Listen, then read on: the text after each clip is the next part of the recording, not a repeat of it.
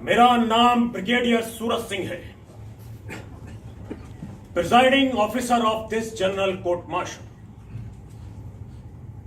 क्या आपने कभी मौत को कन्फ्रंट किया है? शायद नहीं, लेकिन मेरा सामना कई बार हुआ है मौत से, जंग के मैदान में भी और कोर्ट मार्शल के कमरे में भी। सामने खड़ी मौत के मार देने वाले वे लम्हे, वे मोमेंट्स जो कभी खून जमा देते हैं और कभी खून में आग लगा देते हैं, सिर से लेकर पैर तक। मैं बिस्तर पर लेटे मरीज की बात नहीं कर रहा हूं, बल्कि एक घातक छलांग लगाने को तैयार उस मौत की बात कर रहा हूं जो साफ दिखती है, चाहे एक मोमेंट के लिए। मरने और मारने वाले की आंखों में, दोनों की आंखों में। मैंने बहुत लोगों की जान ली है, मौत के घाट उतारा है, युद्ध में भी और कोर्ट मार्शल में भी। लेकिन ना कभी मेरा खून जमा और ना कभी उसमें आग लगी। शायद उन क्षणों में मेरी आत्मा में मेरे पूर्वज आ बैठते हो, जो सदियों से मौत से खेलते रहे, द डीलर्स ऑफ डेथ। जलती रेत में अंधड़ गति में दौड़ते घोड़े और खच की आवाज से दुश्मनों को चीरती फाड़ती तलवारें और रेत में जज्ब होता खून। आजादी से पहले हम लोग राजस्थान की एक छोटी सी रियासत के राजा थे। दादी बताया करती थी दादा की कहानियां, एक डाकू राजा की कहानियां। मैं पिता की बात नहीं कर रहा हूं, क्योंकि वो घोड़े पर सवार होकर आदमी नहीं मारते थे, पोलो ग्राउंड में गेंद को मारते थे। मां की बात भी नहीं कर रहा हूं। दादी बताया करती थी कि हमारे पूर्वजों के दोनों हाथों में तलवारें होती थी, नंगी तलवारें। एक हाथ में तलवार और दूसरे हाथ में पानी के प्याले वाली बात को ना कभी उन्होंने समझा और ना कभी स्वीकारा। शायद हमारे वंश वालों ने दया और क्षमा शब्द पोंछ कर मिटा दिए थे, लेकिन मैं ना कभी क्षमा करता हूं और ना किसी तरह की दया। पिछले युद्ध की याद अब भी आती है, जिस्म को सनसना देने वाली याद। बच गए सिर्फ 3 सैनिकों के साथ दुश्मन चौकी पर धावा बोल दिया था। मेरे यूनिट के गुरखा सैनिकों की खुखरियां, खपच खपच दुश्मनों का सर काटती खुखरियां और गले में लटकती ग्रेनेडों की माला से एक एक ग्रेनेड उतार कर फेंकता मैं कैप्टन सूरज सिंह। हाँ, उन दिनों मैं कैप्टन था।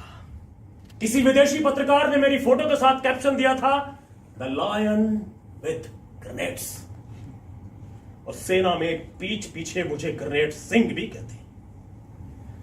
दुश्मन चौकी के सैनिकों की आंखों में मौत देखने के वे लम्हे, जानलेवा खुशी के उन लम्हों का आनंद कभी लिया है आप लोगों ने? शायद नहीं, लेकिन हम लोगों के जीवन में ऐसे मोमेंट्स जंग के मैदान में भी आते हैं और कोर्ट मार्शल के कमरों में। लेकिन सूरज सिंह के खिलाफ आज तक कोई भी किसी तरह का चक्रव्यूह नहीं बना पाया, न युद्ध में और न ही कोर्ट मार्शल में, क्योंकि मुझे चक्रव्यूह में प्रवेश करने और बाहर निकलने की रणनीति आती है। मैं चीते की तरह बेआवाज चलता हूं और शेर की तरह दहाड़ कर छलांग लगाता हूं, जानलेवा छलांग, प्राण घातक छलांग। लेकिन एक बार नहीं लगा पाया मैं ये जानलेवा छलांग। सिर्फ एक बार हो गया मैं निहत्था। सामने ना कोई दुश्मन ना कोई जंग, दोनों हाथों से छिन गई तलवारें। पहली बार दादी के सुनाए किस्से झूठे पड़ गए, बिल्कुल झूठे। पहली बार मुझे इस दिल दहला देने वाले सत्य का पता चला कि जब हम किसी की जान लेते हैं तो हमारे प्राणों का भी एक हिस्सा मर जाता है मरने वाले के साथ।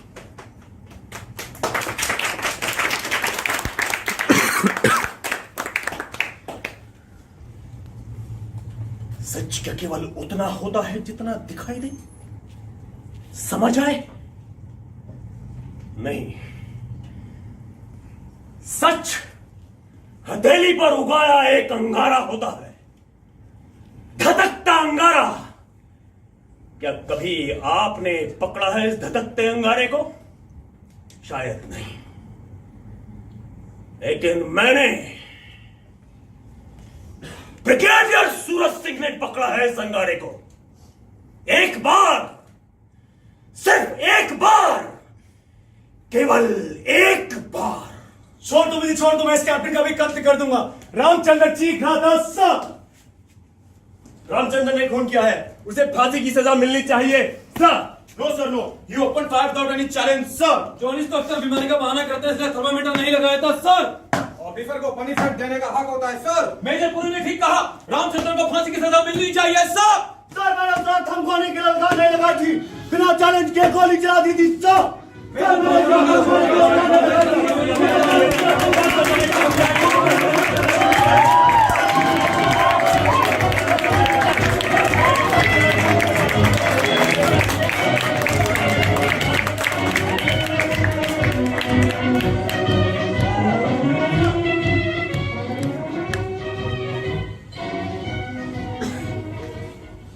अब रामचंद्र को दुनिया की कोई ताकत नहीं बचा सकती।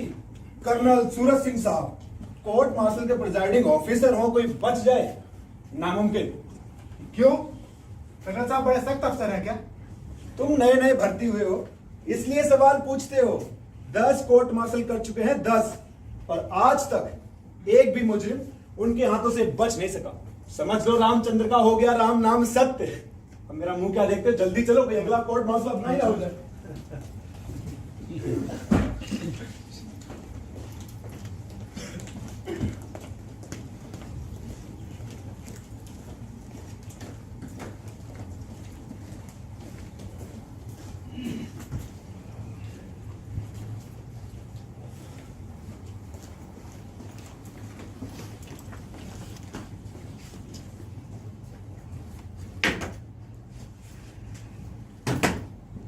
सावधान! सल्यूट!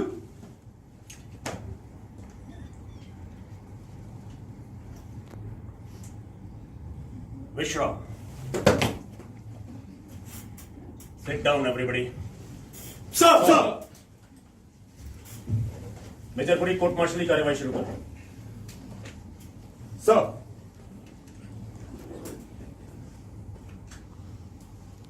10 जून को जवान रामचंद्र गार्ड ड्यूटी पर था।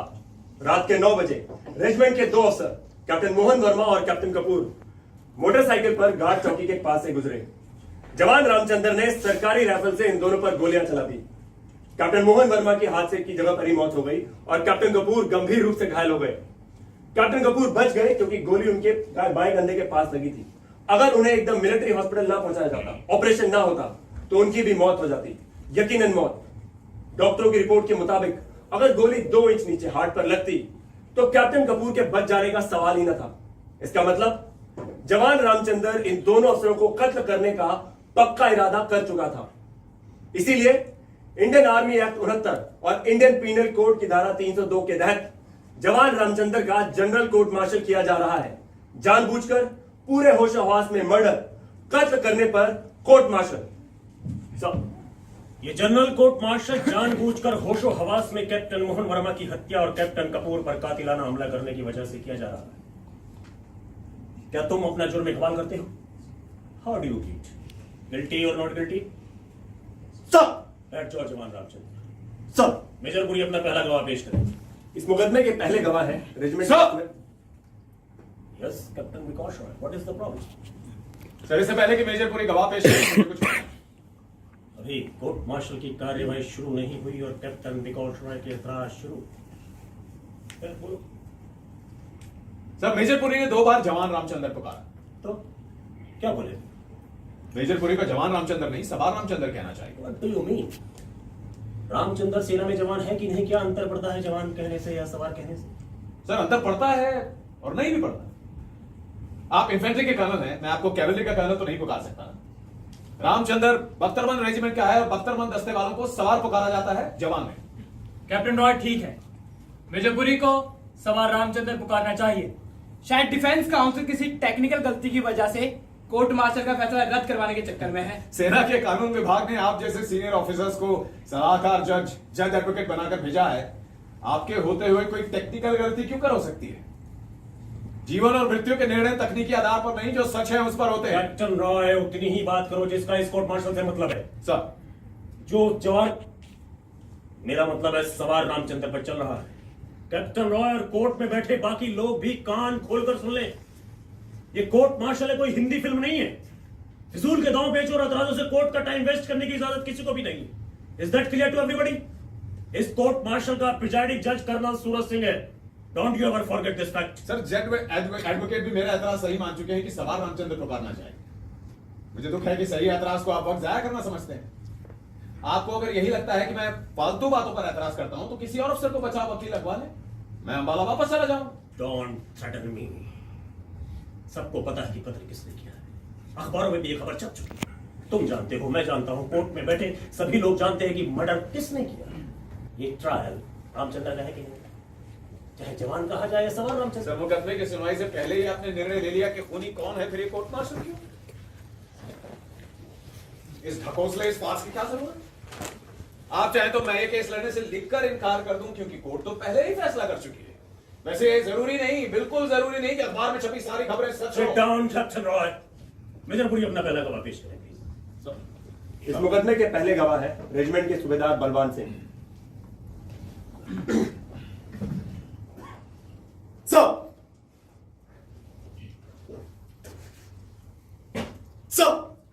सूबेदार साहब, आप 10 जून की रात को 9 बजे कहां थे?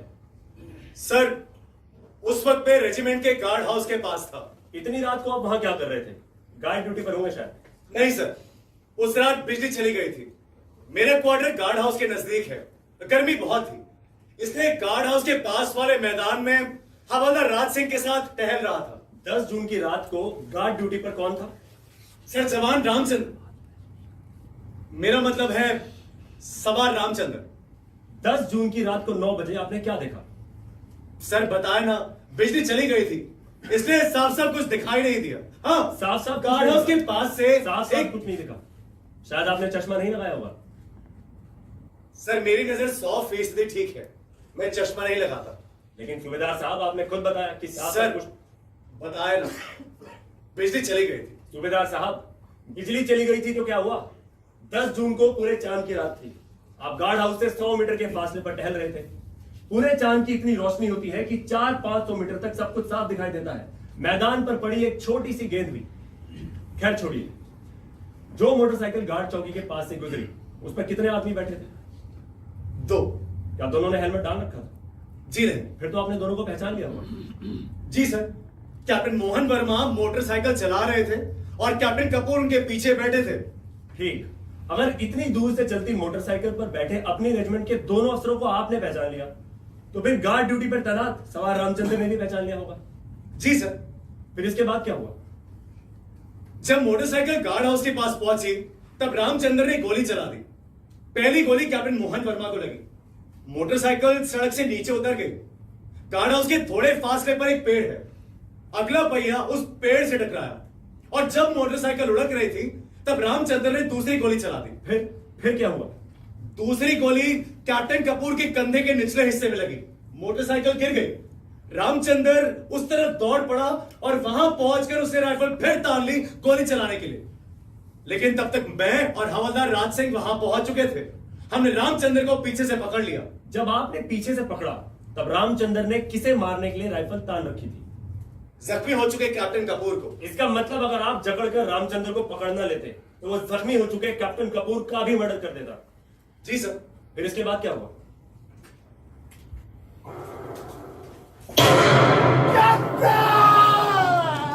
छोड़ दो मुझे, मैं इस कैप्टन का भी कत्ल कर दूंगा।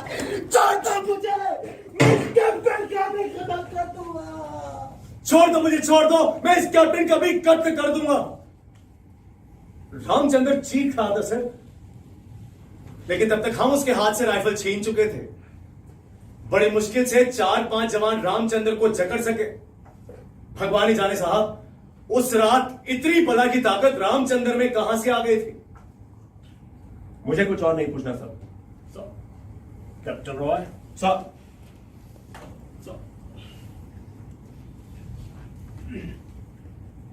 सुबेदार साहब, आप सवार रामचंद्र को कब से जानते हैं? सर, पिछले 3 साल से जी। ट्रेनिंग सेंटर से रामचंद्र की पोस्टिंग हमारे रेजिमेंट में ही हुई थी। इन 3 सालों में क्या रामचंद्र की कभी किसी से कोई मारपीट हुई, कोई झगड़ा हुआ, कभी किसी ने आपसे उसके खिलाफ कोई शिकायत या रिपोर्ट की? सर, मारपीट तो दूर, रामचंद्र की कभी किसी से बहस तक नहीं हुई। जी। एकदम गौ आदमी है। कोई भी ड्यूटी जो आपने अथवा किसी अफसर ने दी, क्या उसे करने में रामचंद्र ने कभी कोई लापरवाही, आनाकानी की? नहीं सर, रामचंद्र हमेशा अपनी ड्यूटी मुस्तैदी से करता है। जी। उसके खिलाफ आज तक कोई शिकायत नहीं हुई। कैप्टन मोहन वर्मा जो मर चुके हैं, या कैप्टन कपूर ने कभी उसकी कोई शिकायत की, कोई एक्शन लिया उसके खिलाफ, कभी कोई सजा दी? नहीं सर। फिर रामचंद्र ने कैप्टन मोहन वर्मा की हत्या क्यों की? कैप्टन कपूर पर जानलेवा हमला क्यों किया? मैं क्या जानूं साहब, जो देखा बता दिया। सुबेदार साहब, सच केवल उतना ही नहीं होता जितना दिखाई दे। और फिर यह कहां जरूरी है कि जो कुछ आप हम देखें वो सच ही हो? नहीं सर, आंखों देखी बात हमेशा सच होती है। अच्छा, आप जिस जगह पर खड़े हैं क्या वो हिल रही है, घूम रही है? नहीं। क्या ये कोर्ट रूम हिल रहा है, घूम रहा है? नहीं।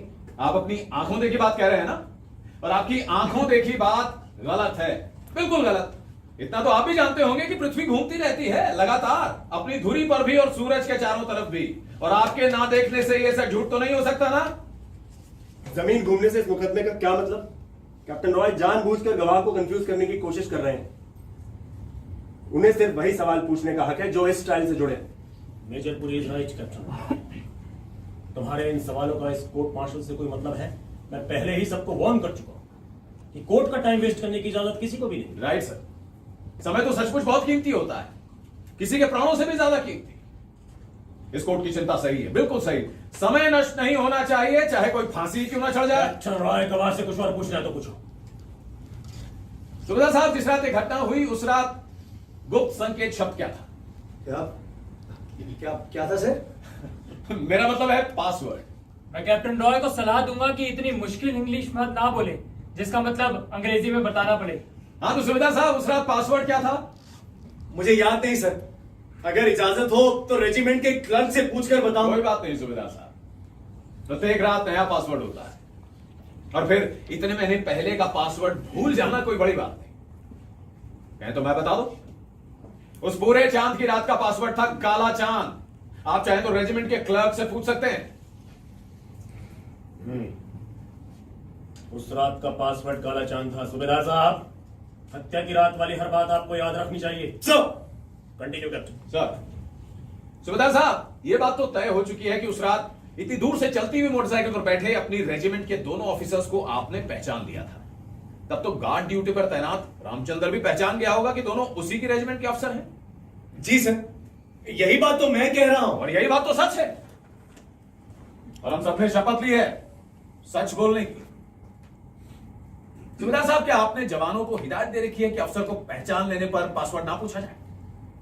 सर, मैं कौन होता हूं ऐसी गलत हिदायत देने वाला? Rule is rule. जी। गार्ड हर हालत में पूछेगा, पासवर्ड पूछेगा। सर, मेरी 20 साल की सर्विस है, बेदाग सर्विस। क्या मुझे इतनी सी बात का पता नहीं? पता है, आपको पता है, मैं जानता हूं आप ऐसी गलत हिदायत नहीं दे सकते किसी हालत में नहीं। सुबेदार साहब, उस रात जब दोनों ऑफिसर्स गार्ड चौकी के पास पहुंचे तो क्या सवार रामचंद्र ने उनको चैलेंज किया, थम कौन है कहकर ललकार?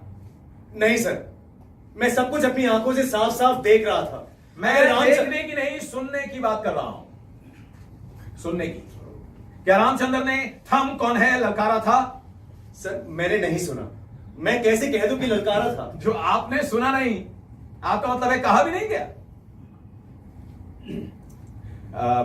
इस 15 अगस्त को क्या आप दिल्ली में थे? नहीं। क्यों? प्रधानमंत्री ने लाल किले से कहा कि भारत दुश्मनों को लोहे के चने चंपा देगा। आप तो थे नहीं उस दिन दिल्ली, आपने तो सुना ही नहीं अपने का। इसका मतलब हुआ कि प्रधानमंत्री ने अपने भाषण में ये कहा ही नहीं क्योंकि आपने जो नहीं सुना। सर मैं सब कुछ साफ साफ देख रहा था। आवाज सुनी जाती है, देखी नहीं जाती। आप घटनास्थल से लगभग 500 मीटर की दूरी पर टहल रहे थे। मोटरसाइकिल चल रही थी।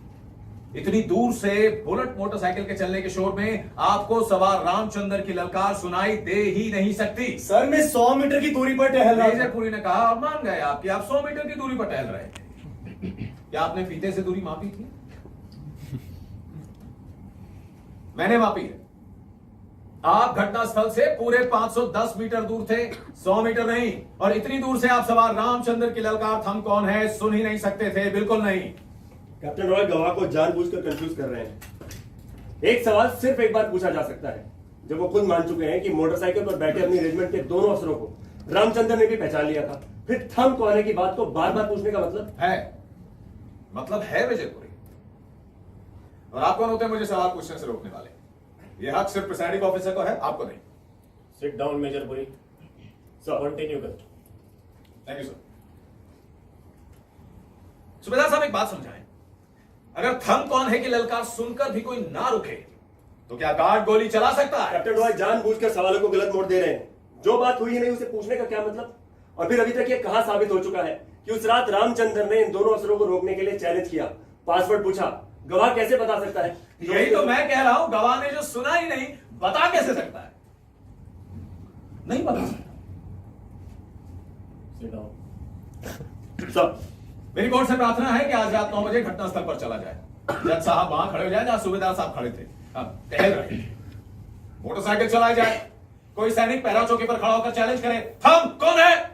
चल जाएगा पता, हो जाएगा मालूम कि इतनी दूर से आवाज सुनाई देगी कि नहीं। अगर पता चल भी गया तो क्या हो जाएगा मालूम कि रामचंद्र ने एक अफसर का खून और दूसरे पर कातिलाना हमला किया कि नहीं? What do you want to prove that? Sir मैं कौन होता हूं सिद्ध करने वाला कि नहीं चलाई गोली रामचंद्र ने? ये बात तो वो कन्फेस कर चुका है, सबके सामने कर चुका है कबूल। लेकिन मैं कोर्ट को सेना के कानून की याद दिलाना अपना कर्तव्य समझता हूं।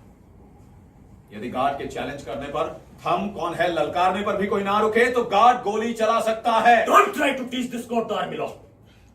तुम कानून सिखाओगे और मुझे go back to your seat. Sir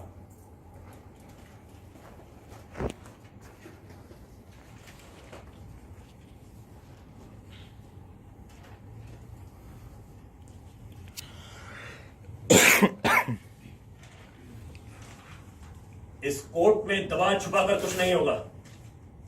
आप ऊंची आवाज में बताओ क्या सलाह दी मुझे लेकर। सर अगर हो गया ये साबित कि सवार रामचंद्र के चैलेंज करने पर ऑफिसर्स नहीं रुके तो आर्मी लॉ के मुताबिक उसे गोली मारने का हक बनता है। It is his duty to open fire and kill. Sir इस कानून का सबको पता है, लेकिन सख्ती से लागू होता है सिर्फ जंग के दिनों में। Don't talk rubbish. युद्ध और शांति के दिन के कानून अलग अलग नहीं होते, बदल नहीं जाते। लॉ इज लॉ, वॉर और नो वॉर। सर हमें हादसे की जगह नहीं जाना चाहिए। डिफेंस काउंसिल जानबूझकर मुकदमे को गलत तरफ ले जा रहा है। जब रामचंद्र खुद मान चुका है कि उसने ये खून किया, होशो हवास में किया, फिर चैलेंज करने या ना करने वाली बात को इतनी इंपॉर्टेंस देने का मतलब? लेकिन क्यों ना जाए हम हादसे की जगह। ये कोर्ट मार्शल सच जानने के लिए हो रहा है, सच छुपाने के लिए नहीं। कोर्ट हादसे की जगह जाएगा, हर हालत में जाएगा। तो फिर सर रामचंद्र भी बरी हो जाएगा, हर हालत में बरी। अगर हो गया ये साबित कि उसके चैलेंज करने पर ऑफिसर्स नहीं रुके, पासवर्ड नहीं बताया, आइडेंटिटी कार्ड नहीं दिखाया। जज एडवोकेट कब ले लिया ये फैसला? कब ले लिया ये फैसला इस कोर्ट मार्शल ने कि रामचंद्र को हर हालत में चढ़ाना है फांसी पर? लेकिन सर, लेकिन क्या? कौन है इस कोर्ट मार्शल का प्रिसाइडिंग जज? आप या मैं? Sorry sir. Seat down. Sir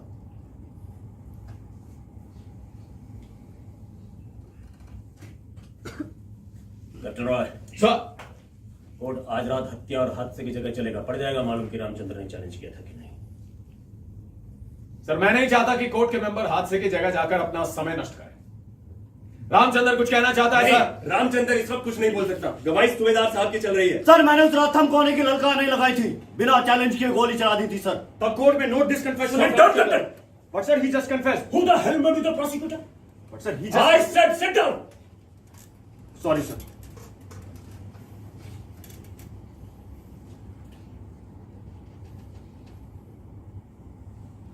Sit down, everybody. Sir. Captain PD Kapoor, आपको इतनी जल्दी क्यों पड़ी है सवार रामचंद्र को फांसी चढ़वाने की? गवाही तो आपकी भी होनी है, नंबर आपका भी लगेगा, जरूर लगेगा। सुबेदार साहब, आपसे कुछ और नहीं पूछना, मैं तो फिजूल में ही बहस करता रहा। देखिए ना, रामचंद्र ने खुद ही कबूल कर लिया कि उसने गोली चलाई और बिना चैलेंज किए चलाई। आपकी आंखें और कान सचमुच ठीक हैं, बिल्कुल ठीक। लेकिन एक सलाह दूं आपको, सोचिए जरूर कि क्यों चलाई गोली रामचंद्र ने, क्यों किया खून। Break for 5 minutes. सर, आप लोग बाहर जा सकते हैं। Captain Roy, you be here. Sir, sir,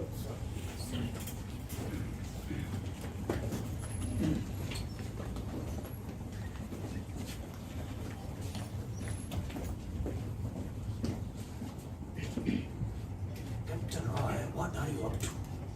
तुमने रामचंद्र को ये बात इकबाल करने का इशारा क्यों किया? उसने बिना चैलेंज की गोली चला दी। तुमने उसके फांसी के फंदे में एक बहुत मजबूत गांठ लगाई। क्यों? आखिर क्यों? सर, मैं किसी टेक्निकल बात पर रामचंद्र का बचाव नहीं करना चाहता। मालूम है सबको ये सच कि उसने गोली चलाई, हत्या की। लेकिन प्रश्न तो यह है कि क्यों चलाई उसने गोली, क्यों की हत्या? मैं रामचंद्र को बचाने नहीं आया क्योंकि उसे कोई नहीं बचा सकता। लेकिन कोशिश तो कर सकते। सर, मैं वो चीज बचाने की कोशिश कर रहा हूं जो रामचंद्र के प्राणों से भी ज्यादा कीमती है। क्या? सत्य। बट आर यू वकील कि तुम वो सर, मैं आत्मा का अहेरी हूं, hunter of the soul. You may go out. Sir,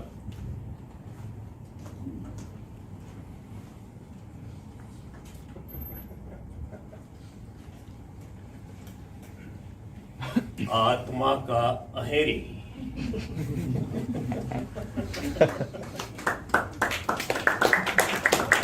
Hunter of the soul. He doesn't speak our language.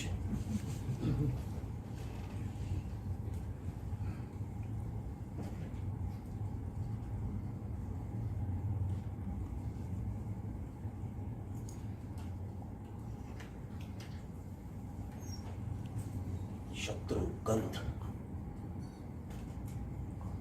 जंग के दिनों आने वाली शत्रुगंध। पिछले युद्ध में बच गए सिर्फ 3 सैनिकों के साथ जब दुश्मन चौकी पर चार्ज लिया था तो मतलब बिल्कुल साफ था, मारो नहीं तो मार दिए जाओगे। आई थी ये शत्रुगंध। लेकिन इस कोर्ट रूम में तो कोई और नहीं था। ये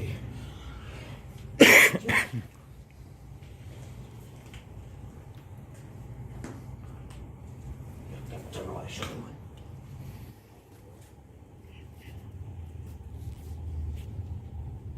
नहीं, लेकिन शत्रु है कहीं ना कहीं। गंध है तो शत्रु भी है कहीं ना कहीं, लेकिन बच सका है आज तक कोई भी शत्रु सूरज सिंह के हाथों? कभी नहीं।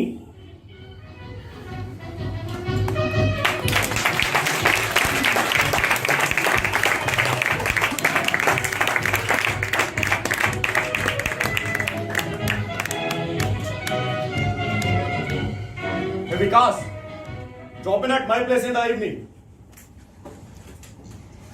मेरा नाम विकास नहीं विकास है।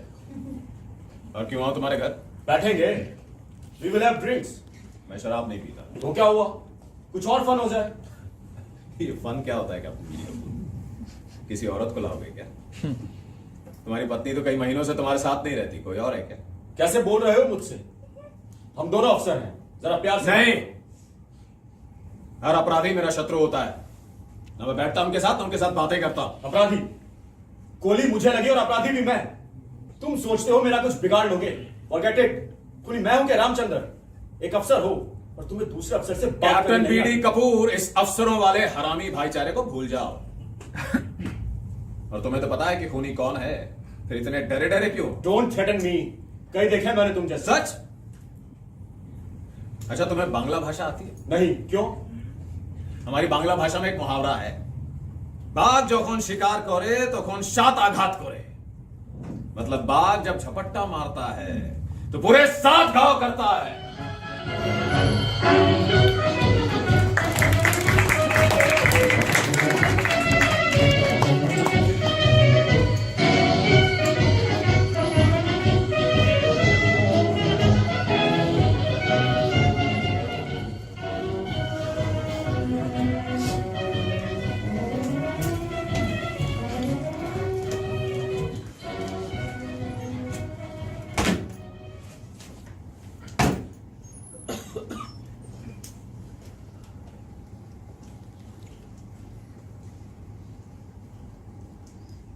Sit down, everybody.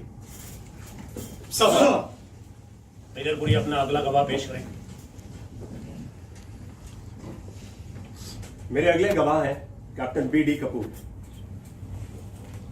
सर।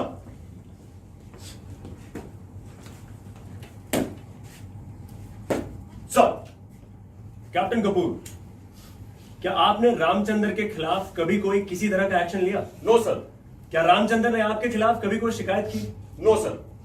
जिस रात ये हादसा हुआ, उस रात क्या रामचंद्र ने आपको ललकारा, चैलेंज किया? No sir. He open fire without any challenge. मुझे कुछ और नहीं पूछना sir. Sir, captain Roy. Sir. Sir, मुझे इस समय कैप्टन बीडी कपूर से कोई सवाल नहीं पूछना। इन्हें बाद में फिर बुलाने की इजाजत दी जाए। Right. Sir. Sir, major Puri, call your next witness. Sir, मेरे अगले गवाह हैं रेजिमेंट के डॉक्टर कैप्टन गुप्ता। सर,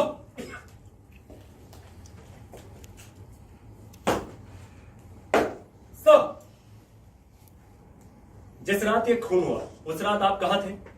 मैं कैप्टन वर्मा और कैप्टन कपूर की मोटरसाइकिल के पीछे अपने स्कूटर पर मैच से लौट रहा था। इससे पहले कि मैं अपने क्वार्टर की तरफ मुड़ता, गोलियां चलने की आवाज सुनाई दी। मैंने अपना स्कूटर हादसे की जगह की तरफ मोड़ लिया। क्या देखा आपने वहां पर? कैप्टन वर्मा जमीन पर गिरे हुए थे, पल्स देखी बिल्कुल बंद। He was dead. गोली उनकी गर्दन में लगी थी। कैप्टन कपूर बेहोश हो चुके थे और उनके बाएं कंधे से खून लगातार बह रहा था और पल्स कमजोर पड़ चुकी थी।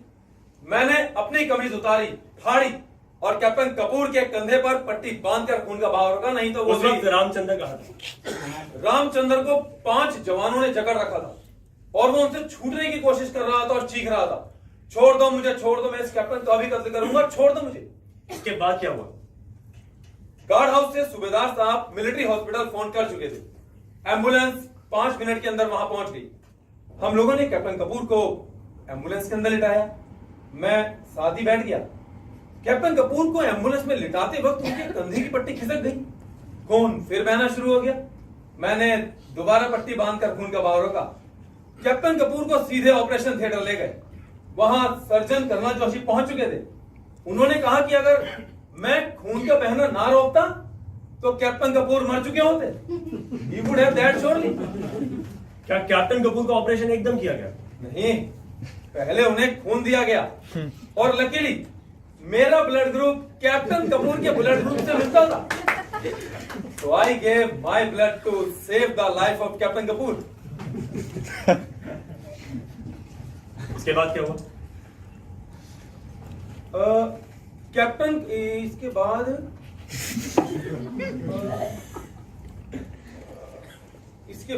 सर, उस समय गार्ड हाउस के पास से सूबेदार साहब मिलिट्री ऑफिसर फोन जी जी जी जी गार्ड हाउस से सूबेदार मिलिट्री हॉस्पिटल फोन कर चुके थे और कैप्टन कपूर का ऑपरेशन एकदम नहीं किया गया। पहले उन्हें खून दिया गया और लकीली मेरा ब्लड ग्रुप कैप्टन कपूर के ब्लड ग्रुप से मिलता था। सर, कर्नल जोशी जी ने मेरा नाम आर्मी हेडक्वार्टर में रिकमेंड किया है साइटेशन के लिए for rising to the occasion at once and saving the life of a brother officer. Thanks doctor Gupta. मुझे कुछ और नहीं पूछना sir. Sir captain Roy, your witness. Sir doctor Gupta, आपने डॉक्टरी की परीक्षा कहां से पास की? Armed forces medical college Pune. I am a gold medalist. Great, congrats. हत्या वाली रात आपने खुद सुना कि रामचंद्र चीख चीख कर कह रहा था मुझे छोड़ दो, मैं कैप्टन कपूर का भी कत्ल करूंगा, मुझे छोड़ दो। Yes, I heard it with my own years. Good, लेकिन वो ऐसा क्यों कह रहा था? क्या वो पागल हो गया था उसका? Captain Roy it's a figure of speech. पागल और गुस्से से पागल हो गए आदमी में फर्क होता है। रामचंद्र के सर पे खून सवार था और वो गुस्से से पागल हो गया था। And don't be mistaken that you can trap me. I am not सूबेदार बलवान सिंह।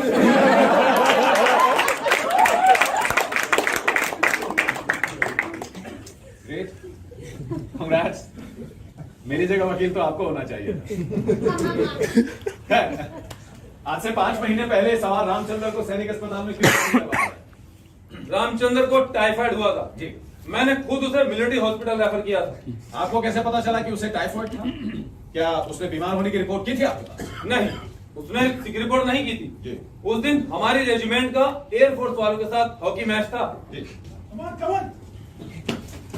पास रामचंद्र, पास रामचंद्र, रामचंद्र, पास। ये क्या हुआ रामचंद्र को? रामचंद्र, अरे कोई पानी लेकर आओ। अरे कोई एम्बुलेंस तो बुलाओ।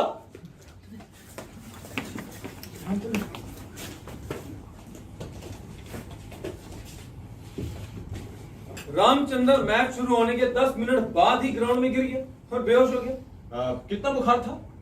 104 से ऊपर। जी। मैंने मिलिट्री हॉस्पिटल फोन करके एम्बुलेंस मंगवाई। मैंने टाइफाइड लिखा था और हॉस्पिटल में टेस्ट के बाद मेरा डायग्नोसिस कंफर्म हो गया। आपकी बताई बीमारी कैसे निकल सकती है गलत? आपको पूना मेडिकल कॉलेज का स्वर्ण पदक मिला है। अच्छा, आप तो इतने ग्रेट डॉक्टर हैं। मैच 4 बजे शुरू हुआ और 10 मिनट बाद ही रामचंद्र बेहोश होकर गिर रहा है। क्या 10 मिनट में 104 बुखार चढ़ सकता है? नहीं, टाइफाइड एकदम नहीं चढ़ता, मलेरिया की तरह। जी। रामचंद्र को मैच शुरू होने से पहले ही बुखार रहा होगा। तो आपको मैच से पहले पता नहीं था कि उसे तेज बुखार? कैसे होगा पता मुझे? मैच शुरू होने से पहले खिलाड़ियों को थर्मामीटर नहीं लगाया जाता। आप मेरे सवालों को बिल्कुल बुरा मत माने डॉक्टर गुप्ता। मुझे डॉक्टरी का कोई ज्ञान जो नहीं। हाँ, आप मदद करेंगे तो शायद हो जाए ज्ञान थोड़ा बहुत। तो आपके कहे अनुसार बिना थर्मोमीटर लगाए नहीं चल सकता पता कि कितना बुखार? नहीं, पल्स देखकर अंदाजा तो लगाया जा सकता है, लेकिन कितना है ये जानने के लिए तो थर्मामीटर लगाना पड़ेगा। धन्यवाद doctor Gupta, thanks a lot for guiding.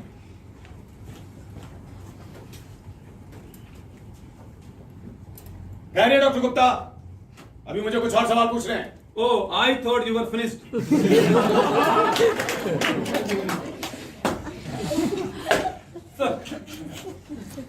Match वाले दिन सिक रिपोर्ट करने के लिए रामचंद्र को कितने बजे लाया गया था आपके पास?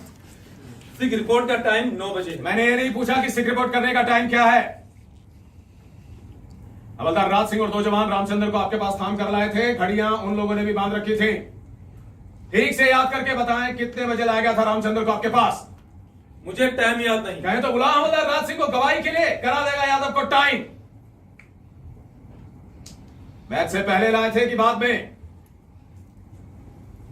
जवाब दो कैप्टन, डोंट बी डम। चलिए छोड़ते हैं इस बात को कि कितने बजे लाया गया रामचंद्र को सिक रिपोर्ट के लिए। अब ये जरूरी तो नहीं कि जब भी कोई सिक रिपोर्ट करने आए आप घड़ी देखें। उस दिन जब हवलदार राज सिंह और 2 जवान रामचंद्र को आपके पास थाम कर लाए, तब आपके पास कौन बैठा था? जवाब दो कैप्टन। कैप्टन गुप्ता बैठा था उस दिन मेरे पास। लगाया था आपने रामचंद्र को थर्मोमीटर? डॉक्टर गुप्ता, चुप रहकर आप जवाब देने से बच नहीं सकते। मुझे लगता है कहीं आर्मी एक्ट 39 के मुताबिक कहीं आप पर ही केस न चल जाए। Behaviour unbecoming of an officer. Is it clear to you? Sir, जॉनिस तो अक्सर बीमारी का बहाना करते हैं, इसलिए थर्मामीटर नहीं लगाया। ये जॉनिस क्या होता है? जॉनिस जवानों को कहते हैं। कैप्टन गुप्ता, आप सर क्यों कहते हैं मुझे? मेरा रंग भी तो कैप्टन का है। आपको शायद मालूम होगा, गुलामी के दिनों में अंग्रेज अफसर हिंदुस्तानी सिपाहियों को जॉनीस पुकारते थे। ये जॉनीस शब्द गाली था, गाली।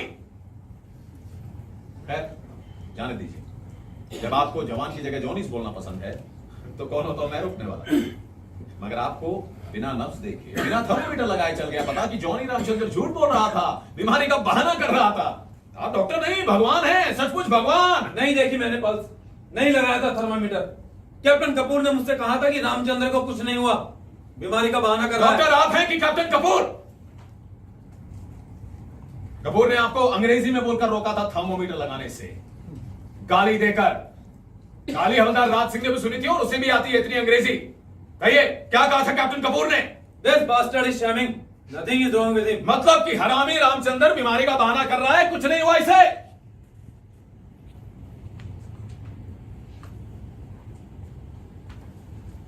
ग्रेट, थैंक्स डॉक्टर गुप्ता, आपको स्वर्ण पदक मिला, सर्वश्रेष्ठ डॉक्टर।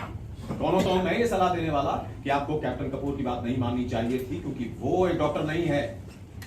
उसने कहा और मान गया आप कि जॉनी हमेशा बीमारी का बहाना बनाते हैं। And now I am finished doctor.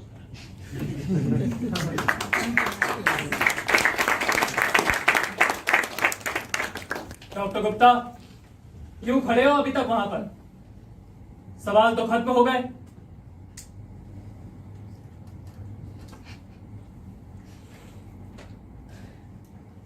No, सवाल अभी कहां खत्म हुए। Come here mister gold medallist.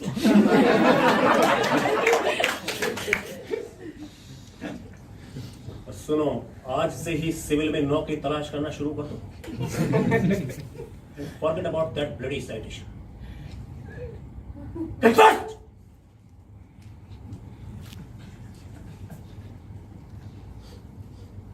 अब रेजिमेंट के commanding officer lieutenant colonel Brijendra Rawat गवाही देंगे। सर, सर,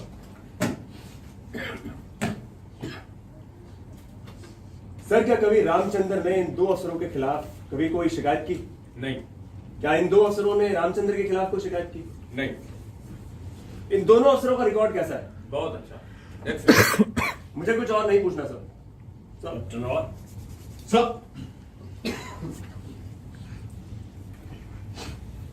सर आपने अभी भी बताया कि रामचंद्र की दोनों ऑफिसर से कोई दुश्मनी नहीं थी, फिर इसने उन पर गोली क्यों चलाई? क्या ये पागल हो गया था उसका? कैप्टन रॉय ये सवाल नहीं कर सकते। अगर वो इंसैनिटी प्ली लेना मैंने चाहते कब हैं- बात की अस्थायी पागलपन की? और अगर इंसैनिटी प्ली लेनी है तो आप लेंगे, मैं नहीं। मैं लूंगा insanity plea. Have you gone mad? Mind your language major Puri. तुम जानते हो कि रामचंद्र का मेडिकल ये कोर्ट मार्शल शुरू होने से पहले हो चुका है। कैप्टन को मत रोको पीछे। लेकिन sir. No, sit down. Sir continue. Sir, हाँ तो सर रामचंद्र ने दोनों ऑफिसर्स पर गोली क्यों चलाई, हत्या क्यों की? मुझे नहीं पता। रामचंद्र ने किसी और अफसर पर गोली क्यों नहीं चलाई? क्यों नहीं की किसी और की हत्या? मैं नहीं जानता। कुछ नहीं जानते आप? आश्चर्य, बड़े मासूम संसार में जी रहे हैं आप। बताइए। What do you mean, captain? क्या तुम मुझे ब्लेम करने की कोशिश कर रहे हो? No, of course not. आपको क्यों कर ब्लेम किया जा सकता है? आपको तो कुछ मालूम ही नहीं। Something is रॉटन in the state of Denmark. Captain Roy, क्या सर। कोई सवाल पूछने की कोशिश कर रहे हो? नो सर, मुझे तो बस शेक्सपियर के हैमलेट की कुछ लाइनें याद आ गई थी। सर, मैंने रामचंद्र की कॉन्फिडेंशियल रिपोर्ट देखी है। आपने अपने हाथों से उसे +A दिया है, क्यों? ऐसी कौन सी अच्छाई देखी आपने उसमें? रामचंद्र अपनी रेजिमेंट के सबसे चुस्त जवानों में से एक है जी। अपनी ड्यूटी का पक्का और ईमानदार, एन आइडियल सोल्जर। सर, क्या कभी कैप्टन कपूर ने आपसे उसके खिलाफ कोई शिकायत या रिपोर्ट की? नहीं, मेरे पास आज तक किसी की भी कोई शिकायत नहीं पहुंची रामचंद्र के खिलाफ। मार्च की 7 तारीख को जब आप परेड ग्राउंड गए तब क्या हो रहा था? होना क्या था? परेड हो रही थी। सॉरी सर, मैंने सवाल ही गलत पूछा। आपको शायद याद नहीं, उस दिन कैप्टन कपूर ने सवार रामचंद्र को पूरे 100 बार सैल्यूट करने की सजा दी थी। हाँ, मैं गोल्फ ग्राउंड की तरफ जा रहा था जी। देखकर हैरानी हुई कि परेड ग्राउंड में सभी जवान सावधान खड़े थे। ये लोग परेड क्यों नहीं कर रहे? मैं जीप से उतरकर मैदान में गया तो देखा कि रामचंद्र सैल्यूट किए जा रहा था। जी। सूबेदार साहब ने बताया कि कैप्टन कपूर ने उसे 100 बार सैल्यूट करने की सजा दी है। क्या किया आपने? कुछ पूछताछ की होगी। कैसी पूछताछ? मुझे अपने अफसरों पर पूरा भरोसा है जी। अगर कैप्टन कपूर ने देखा कि रामचंद्र ने उसे ठीक से सैल्यूट नहीं किया तो ठीक देखा होगा। आखिरकार ऑफिसर को पनिशमेंट देने का हक है। आपने ठीक कहा सर, लेकिन तब आपने कैप्टन कपूर को ये ऑर्डर क्यों दिया कि वो रामचंद्र के प्रत्येक सैल्यूट के जवाब में सैल्यूट करे पूरे 100 बार? कैप्टन, तुम्हें इस रूल का पता है भी या नहीं कि अगर ऑफिसर ने वर्दी पहन रखी हो तो उसे सैल्यूट के जवाब में सैल्यूट देना पड़ता है। सॉरी सर, मुझे इस रूल का पता नहीं था। हम कानून विभाग के अफसरों को सेना की इन शानदार परंपराओं का ज्ञान कहा। सर, आपने सवार रामचंद्र के लिए प्रतिदिन 2 किलो दूध और बादाम की अतिरिक्त खुराक यानी एक्स्ट्रा डाइट क्यों लगवाई? हमारी रेजिमेंट का रेजिंग डे था। जी।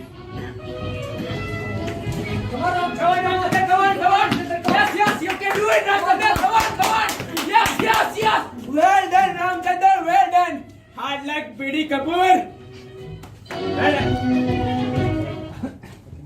रामचंद्र 5000 मीटर की दौड़ में अव्वल आया था। जी। उसकी टाइमिंग देखकर मैं दंग रह गया। सेना के रिकॉर्ड से सिर्फ 20 सेकंड ज्यादा। मुझे तभी पक्का यकीन हो गया कि रामचंद्र ये रिकॉर्ड तोड़ सकता है। इसीलिए मैंने उसकी दूध और बादाम की अतिरिक्त खुराक लगा दी। कांग्रेट सर, आप जैसी पहचानने वाली निगाह कितने ऑफिसर्स के पास होती है? सर, क्या रामचंद्र आपकी उम्मीदों पर पूरा उतरा? बिल्कुल। उत्तरी कमान खेलों के मुकाबले में रामचंद्र ने 5000 मीटर की दौड़ जीती। जी। सेना के रिकॉर्ड से सिर्फ 5 सेकंड ज्यादा। ग्रेट। सर, क्या रामचंद्र सेना का रिकॉर्ड तोड़ सका? सेना का क्या, रामचंद्र एशिया का रिकॉर्ड तोड़ सकता था। जी। लेकिन इंटर कमांड मुकाबलों के पहले ही यह हादसा हो गया। He could have one Asian gold medal for us. मेरी रेजिमेंट का रामचंद्र, एशिया का सबसे तेज दौड़ने वाला रामचंद्र। सर, रामचंद्र से पहले आपकी रेजिमेंट का 5000 मीटर की दौड़ का चैंपियन कौन था? क्यों? अब इस सवाल का क्या मतलब? सरदार दावत, अब बचाव वकील से बहस नहीं कर सकते, उनके सवालों का जवाब दे। कैप्टन कपूर था रामचंद्र से पहले 5000 मीटर की दौड़ का चैंपियन। कैप्टन कपूर ये दौड़ क्यों हारा? मुझे क्या पता? How the hell I know? Captain, sometime you ask stupid question. Sir, आपको वैसे ही गुस्सा आ गया। मेरे सवाल का जवाब तो बिल्कुल आसान है। कैप्टन कपूर ये दौड़ इसलिए हारा क्योंकि रामचंद्र उससे तेज दौड़ा। कैप्टन रॉय को फिजूल के सवाल पूछने से रोका जाए। दौड़ में कौन हारा, कौन जीता, इस बात का इस कोर्ट मार्शल से क्या मतलब है? मतलब है मेजर पुरी। आप जानते हैं, कोर्ट में बैठे सभी लोग जानते हैं कि मतलब है, लेकिन मानता कोई नहीं। और आप कौन होते मुझे सवाल पूछने से रोकने वाले? आप तो नहीं है इस कोर्ट मार्शल के प्रिसाइडिंग जज। Sit down major Puri. Continue कर। सर, कैप्टन कपूर की पत्नी कहां है आजकल? मुझे क्या पता? कपूर कैप्टन रॉय को किसी के घरेलू और पर्सनल लाइफ के बारे में सवाल करने का कोई हक नहीं। उन्हें किसी को बदनाम करने का कोई हक नहीं। कैसे होगी बदनामी? यहाँ कोई पत्रकार तो बैठे नहीं। The whole proceeding is in a room. और सेना में पर्सनल लाइफ एक सीमा तक होती है। There is no such thing called total personal life in any army of the world. Sit down. Continue कर। सर, श्रीमती कपूर इन दिनों अपने पति के साथ क्यों नहीं रह रही? कैप्टन रॉय, ये सवाल इनसे पूछने का मतलब? सर, सीओ एक पिता के समान होता है, रेजिमेंट के परिवार का पिता। और परिवार में हुई कोई भी घटना कभी भी पर्सनल नहीं होती। मैं आपकी याद ताजा करूं, श्रीमती कपूर आपसे मिली थी आपके दफ्तर में इस हादसे से 1 महीना पहले। क्या शिकायत थी उन्हें? तुम्हें कैसे पता चला कि श्रीमती कपूर मुझसे 1 महीना पहले मिली थी? तुम कोई भगवान हो क्या? संचालने के लिए भगवान बनने की जरूरत नहीं, जरूरत है तो बस थोड़ी सी ईमानदारी की। मैं कैप्टन कपूर की पत्नी से मिलकर आया हूं। वो अपने माँ बाप के घर चंडीगढ़ है आजकल। उन्होंने तो मुझे उस एप्लीकेशन की फोटोकॉपी भी दी है जो आपको दी थी। क्या लिखा था उन्होंने उस एप्लीकेशन में? कैप्टन रॉय को किसी पर कीचड़ उछालने से रोका जाए, यह कोर्ट मार्शल कैप्टन कपूर की पत्नी की वजह से नहीं हो रहा। सवार रामचंद्र ने मर्डर, खून किया है, इसलिए हो रहा है। कैप्टन रॉय, सर, जो सवाल पूछ रहे हो उनका इस कोर्ट मार्शल से कोई मतलब है? सर, अगर है तो सवाल पूछना जारी रखो। सुनो major, don't interrupt again and again. Sit down. Sir, अब मैं सीओ साहब से कोई सवाल नहीं पूछूंगा। कैप्टन कपूर की पत्नी इनके पास क्या शिकायत लेकर गई मैं बताता हूं। उस रात जब कैप्टन कपूर मेस से लौटा तो वो नशे में धुत था। He was dead drunk.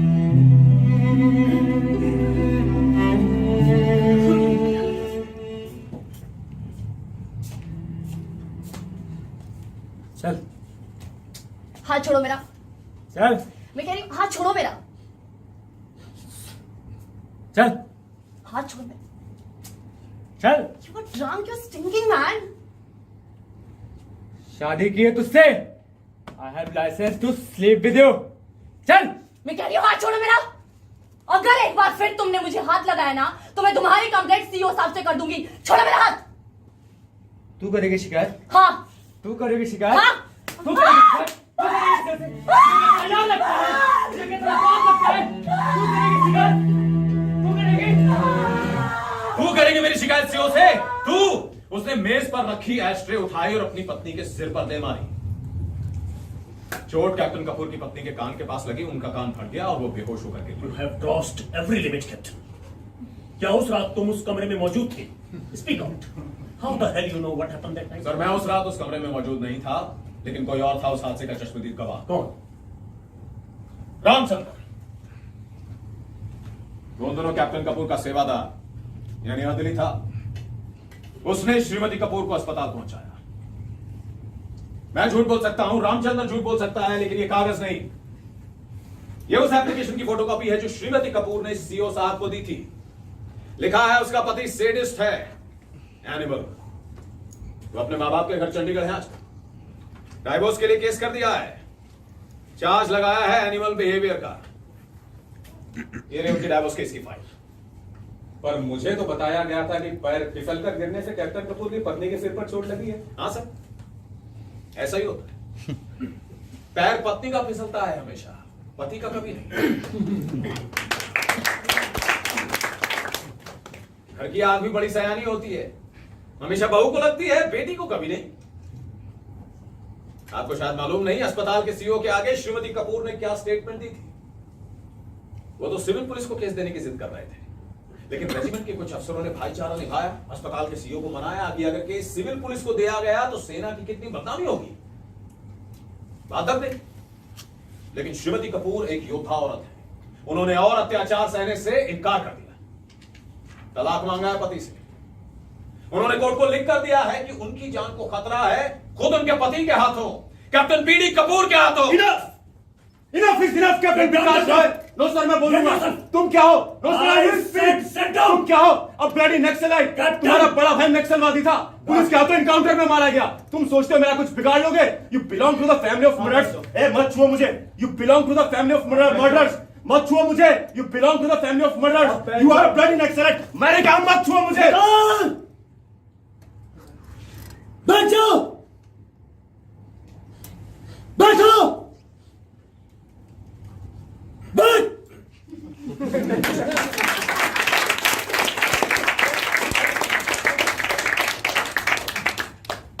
Lord Vishram.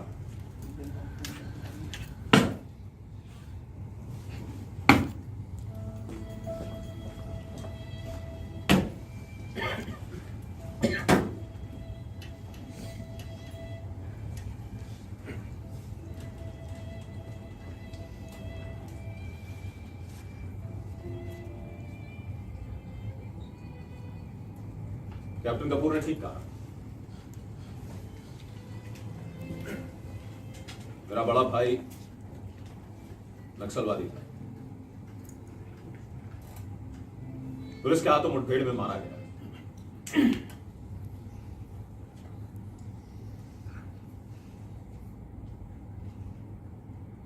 वो बहुत बड़े और बहुत सच्चे सपने देखता था,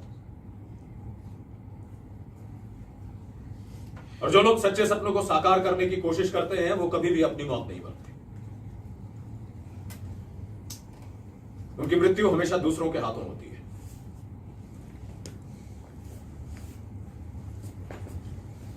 और ये बात भी सच है कि न्याय की जो लड़ाई मेरा बड़ा भाई बंदूक से लड़ रहा था, वही लड़ाई मैं कानून की ताकत से लड़ रहा हूं।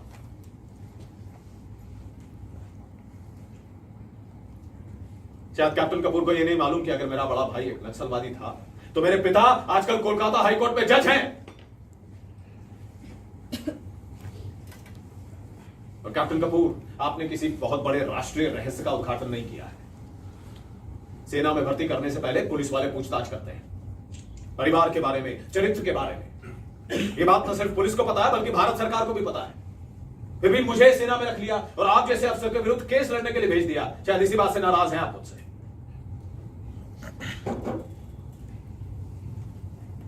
मेरी रिक्वेस्ट है कि कैप्टन कपूर की इस बात को कोर्ट नोट ना करे। वो गुस्से और घबराहट में ये फालतू बातें कर गया।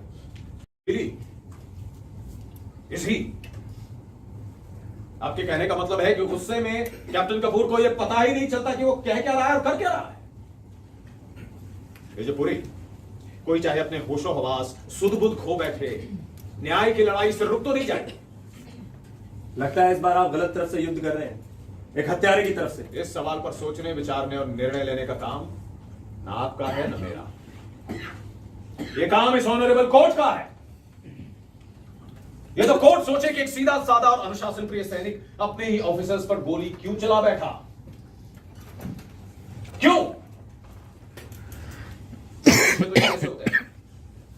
लेकिन जब एक इंसान जानवर बन जाए, जंगली जानवर, तो दूसरा इंसान अपने बचाव के लिए हथियार उठाएगा कि नहीं? जरूर उठाएगा। कहीं ऐसा तो नहीं कि सवार रामचंद्र के मन में यह डर, ये भय घर करके बैठ गया कि कैप्टन वर्मा और कैप्टन कपूर कभी भी उस पर जानलेवा हमला कर सकते हैं। और जब बंद हो गए सारे के सारे रास्ते तो उसने शमशीर उठा ली। ये आदमी अगर अपनी पत्नी पर हमला कर सकता है, जानलेवा हमला, तो न जाने उसने सवार रामचंद्र के साथ क्या सुलूक किया होगा कि उसने हथियार उठा लिया। घिर जाने पर, प्राणों का खतरा होने पर तो गाय भी सींग मारती। रामचंद्र तो एक इंसान है, एक सीधा साधा इंसान जो शायद अपनी जान बचाने के लिए जान लेने पर मजबूर हो गया।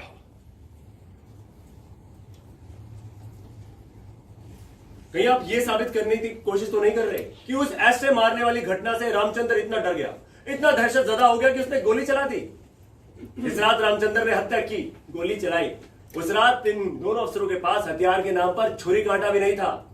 ये कोर्ट मार्शल है, सबूत और गवाहियों के आधार पर हो रहा कोर्ट मार्शल।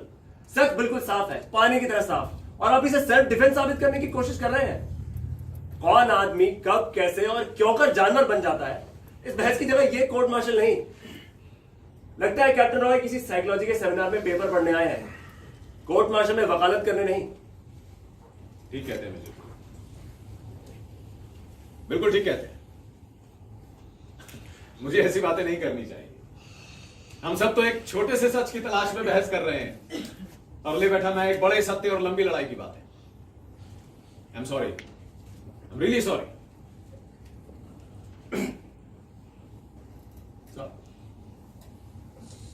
मेरी कोर्ट से प्रार्थना है सूबेदार बलवान सिंह को एक बार फिर गवाही के लिए बुलाया जाए। मुझे उनसे कुछ और सवाल पूछने हैं।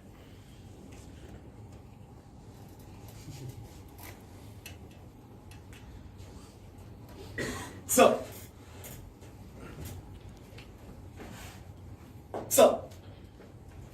सूबेदार साहब, आप बिल्कुल मत सोचें कि परेशान करने के इरादे से आपको फिर गवाही के लिए बुलाया है। आप तो जानते हैं सूबेदार एक पुल की तरह होता है, जवानों और सीओ के बीच में बना पुल। जवानों के दुख सुख, उनकी शिकायतें इसी पुल से होकर सीओ तक पहुंचते हैं और सीओ भी आप ही के माध्यम से जवानों तक पहुंचता है। कुछ गलत तो नहीं कहा ना मैंने? नहीं सब। सूबेदार साहब, जब सीओ साहब ने रामचंद्र के लिए प्रतिदिन 2 किलो दूध और बादाम की एक्स्ट्रा डाइट लगवाई, तब क्या वो कैप्टन कपूर का सेवादार यानी अदलित था? नहीं सर। रेसिंग डे पर जब रामचंद्र ने 5000 मीटर की दौड़ जीती, तब सीओ साहब ने उसके लिए एक्स्ट्रा डाइट का ऑर्डर दिया। इसके बाद ही रामचंद्र को कैप्टन साहब की अर्दली की ड्यूटी दी गई। सीओ साहब ने खुराक लगाई कि रामचंद्र खेल मुकाबलों के लिए तैयारी करे, पर लगा दिया आपने उसे कैप्टन कपूर का सेवादार। क्यों? सर, कैप्टन कपूर ने खुद मुझे कहा था कि मैं रामचंद्र को उनका सेवादार तो लगाऊं। आपने कैप्टन कपूर को बताया नहीं कि रामचंद्र को प्रैक्टिस? सर, कैप्टन कपूर ने मुझे कहा था कि वो खुद रामचंद्र को दौड़ की तैयारी करवाएंगे। जी। सुबह शाम उसके साथ दौड़ेंगे। वो 5000 मीटर के दौड़ के चैंपियन रह चुके हैं। मुझे उनकी कैप्टन कपूर का सेवादार बनने के बाद क्या रामचंद्र सुबह शाम ग्राउंड में प्रैक्टिस के लिए आता था? जी सर, आता था। गुड। कितनी बार आया महीने में? महीने में 2 या 3 बार। साहब ऊंचा बोलिए, ऊंचा। कोर्ट को आपकी आवाज सुनाई देनी चाहिए। सर महीने में 2 या 3 बार आया प्रैक्टिस के लिए। सीओ साहब ने खुराक लगाई और रामचंद्र प्रैक्टिस के लिए नहीं आया, ये तो गलत बात है ना? जी सर। अब क्या किया आपने? कुछ पूछताछ की होगी, कोई एक्शन लिया आपने रामचंद्र के खिलाफ? रामचंद्र से पूछा था सर जी। उसने बताया कि प्रैक्टिस के टाइम कैप्टन कपूर से घर का कोई ना कोई काम सरदार बता- साहब, ये सेवादार की ड्यूटी क्या होती है? उसे ऑफिसर का सहायक यानी अर्दली क्यों लगाया जाता है? सर रूल के मुताबिक तो सेवादार की ड्यूटी होती है अफसर की वर्दी तैयार करना, हथियार साफ करना। जी। लेकिन सर आप तो जानते ही हैं आजकल। लेकिन सर नॉर्दर्न कमांड के खेलों के मुकाबले से पहले ही मैंने रामचंद्र को कैप्टन साहब की अर्दली की ड्यूटी से बदल दिया था जी। और सिर्फ 10 दिन की लगातार प्रैक्टिस करके उसने ये मुकाबला जीत लिया। Good, very good. अच्छा, क्या आपने उसे खुद सेवादार की ड्यूटी से हटाया या किसी और के कहने पर? साहब जवाब दो, क्या सीओ साहब ने आपको रामचंद्र को अर्दली की ड्यूटी से हटाने का ऑर्डर दिया था? नहीं सर, रामचंद्र ने मुझसे शिकायत की थी। क्या शिकायत की थी रामचंद्र ने? सर आप तो जानते हैं रामचंद्र छोटी जाति का है। कैप्टन कपूर से ओए हरिजन कहकर पुकारा करते थे। रामचंद्र ने मुझसे ड्यूटी बदलने के लिए कहा, नहीं तो उसने सीओ साहब के दरबार में शिकायत करने का पक्का इरादा कर और लिया। मान लिया आपने गलत शिकायत रामचंद्र की। अगर कैप्टन कपूर से ओए हरिजन कहकर पुकारते थे तो इसमें बुरा मानने वाली कौन सी बात थी? हरिजन शब्द तो महात्मा गांधी का दिया गया है, और अगर रामचंद्र को हरिजन कहकर पुकारा गया तो ये गाली कैसे हो गई? आपको ऑफिसर्स के खिलाफ जवानों की झूठी शिकायत नहीं सुननी चाहिए सूबेदार साहब। नहीं ये बात नहीं है सर। तो फिर क्या बात है? क्या शिकायत की थी रामचंद्र ने? सर रामचंद्र ने बताया कि कैप्टन साहब उसे गाली देते थे, जी। चूड़ा और भंगी कहकर पुकारते थे सबके सामने। जी। इनके दोस्त कैप्टन वर्मा भी उसे ओए चूड़े के पुत्र ऐसे पुकारते थे। फिर क्या किया रामचंद्र ने?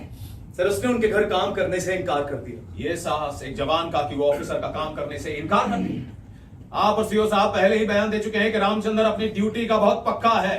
उसके इनकार करने पर कोई एक्शन लिया आपने उसके खिलाफ? नहीं सर। क्यों? आखिर क्यों? सर एक दिन तो अति हो गई। कौन सी अति हो गई? सर एक दिन कैप्टन साहब के घर कुछ मेहमान आए हुए थे जी। एक छोटी बच्ची ने ड्राइंग रूम में पॉटी कर दी। कैप्टन साहब ने रामचंद्र को पॉटी साफ करने के लिए कहा तो उसने देसी भाषा में बताएं, पॉटी मतलब? टट्टी। रामचंद्र ने कैप्टन साहब की बच्ची की टट्टी उठाने से इनकार कर दिया।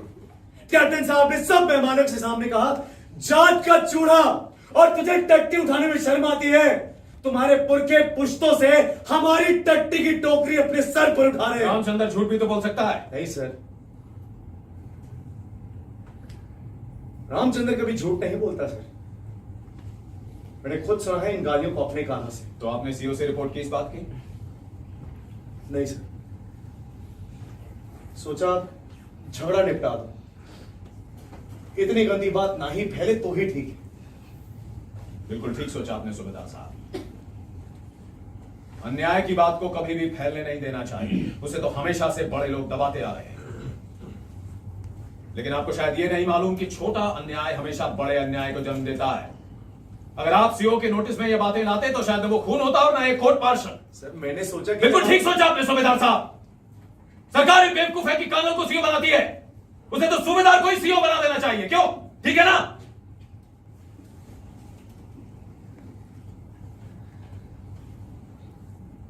मुझसे गलती हो गई सर। मुझे सीओ साहब को सब कुछ साफ साफ बता देना चाहिए था, तब शायद ये खून ना होता। खून तब भी होता।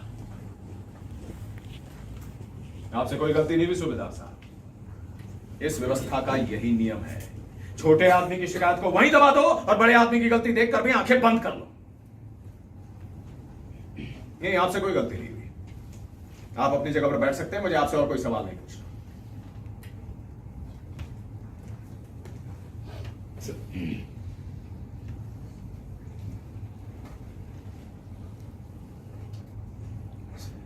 सर मुझे कैप्टन बीडी कपूर से कुछ सवाल पूछने की आज्ञा दी जाए। अब हत्या के चश्मदीद गवाह कैप्टन बीडी कपूर की बारी है गवाही की। Sir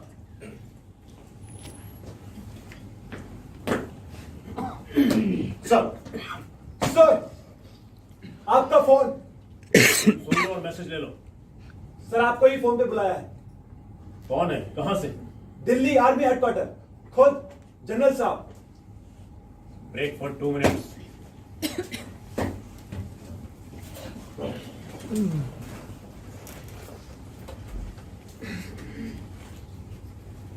Stop, Captain Roy.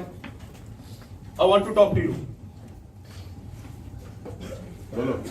तुम चाहे जीत भरकर मेरी बदनामी कर लो, लेकिन रामचंद्र को फांसी से बचा नहीं सकते। No, never. मैंने पहले ही कहा था मैं अपराधियों से बात नहीं करता। Get lost. अपराधी? मैं अपराधी कैसे हो गया? You pass.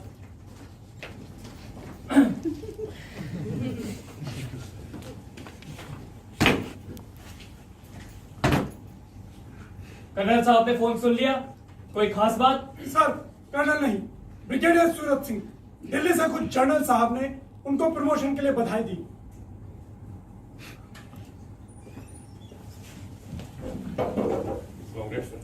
Congratulations, sir.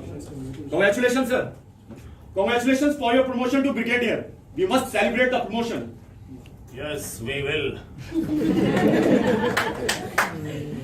Let's start the proceeding of court. Sit down, everybody. Sir, captain BD Kapoor.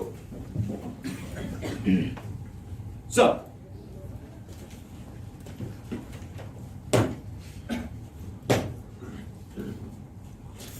Captain BD Kapoor, ये पदक आपको किस लिए दिया गया? Well, I got these medals. आप हिंदी में जवाब दें। सर, मुझे हिंदी ठीक से बोलनी नहीं आती, so I may be allowed to speak in English. Captain BD Kapoor, आपका जन्म कहाँ हुआ? अमृतसर। और पढ़ाई? अमृतसर। बीए वहीं से किया है। ओ, आप बीए पास हैं। मैंने आपके प्रमाण पत्र यानी सर्टिफिकेट्स देखे। आपने मैट्रिक और बीए में हिंदी विषय लिया और पास भी हुए, फिर भी कहते हैं हिंदी ठीक से बोलनी नहीं आती। स्ट्रेंज। मैं कोलकाता में जन्मा, वहीं पला पढ़ा, फिर भी हिंदी आती है, लिखनी भी और बोलनी। खैर, जाने दीजिए। तब तो जवानों से भी आप अंग्रेजी में बात करते होंगे, क्यों? नहीं, टूटी फूटी हिंदी बोल लेता हूँ। ये टूटी फूटी हिंदी क्या होती है कैप्टन बीडी कपूर? अपनी भाषा बोलने में आप अपमानित, इंसल्टेड महसूस करते हैं। ऑफिसर्स हमेशा अंग्रेजी में बात करते हैं, अंग्रेजों के टाइम से चला आ रहा है। कैप्टन, अंग्रेजों का टाइम खत्म हुए बरसों बीत गए। लगता है उनका हैंगओवर अभी तक गया नहीं।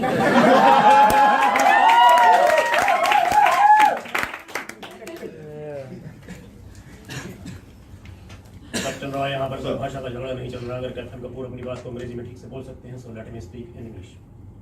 Sir, captain BD Kapoor, Ramchandra ने सूबेदार साहब से आपकी शिकायत क्यों की? अब खानदानी लोग फौज में भर्ती नहीं होते जी।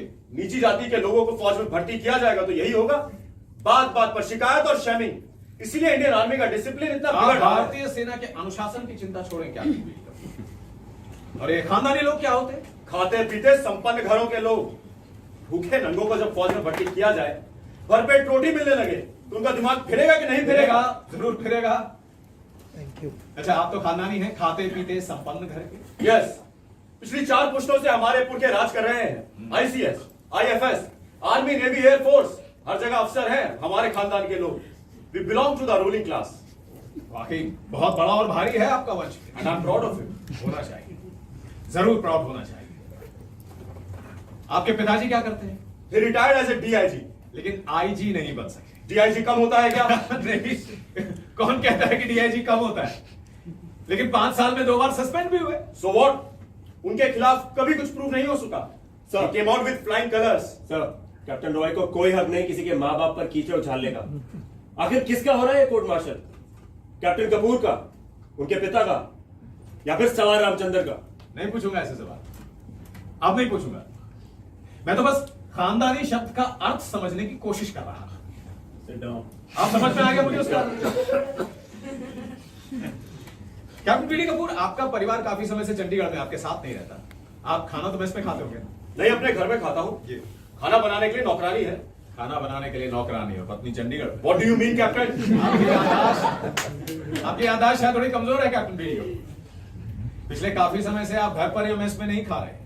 हाँ, नहीं खा रहा। अपने दोस्त कैप्टन वर्मा के घर खाता था। अब अपने दोस्त के घर रोटी खाना क्राइम है क्या? नहीं, कौन कहता है कि दोस्त के घर रोटी खाना क्राइम है? लेकिन आजकल तो ऑफिसर्स को मुफ्त राशन मिलता है ना? हाँ, मिलता है। तो फिर आप इतने महीनों से अपने दोस्त के घर खाते रहे तो उस मुफ्त राशन का क्या हुआ जो आपको मिलता था? वो मुफ्त राशन में अपने नौकरों को दे देता था। नौकरों?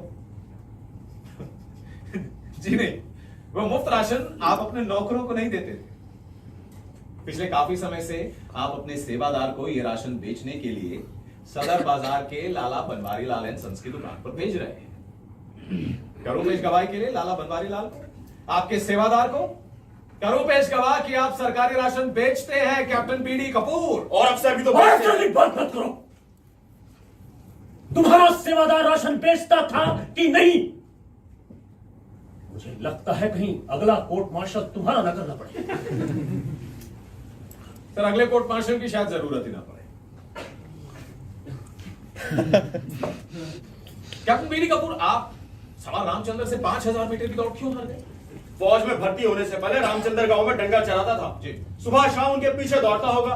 अब मुझे दौड़ में हराकर वो कोई सुपरमैन तो नहीं बन गया? नहीं, बिल्कुल नहीं। सुपरमैन तो आप हैं। मैं बताऊं आप दौड़ में क्यों हारे? आप दौड़ में इसलिए हारे क्योंकि दिन रात शराब पीते हैं। आपके मेस का शराब का बिल देखकर सीओ साहब आपको 2 बार वार्निंग दे चुके हैं।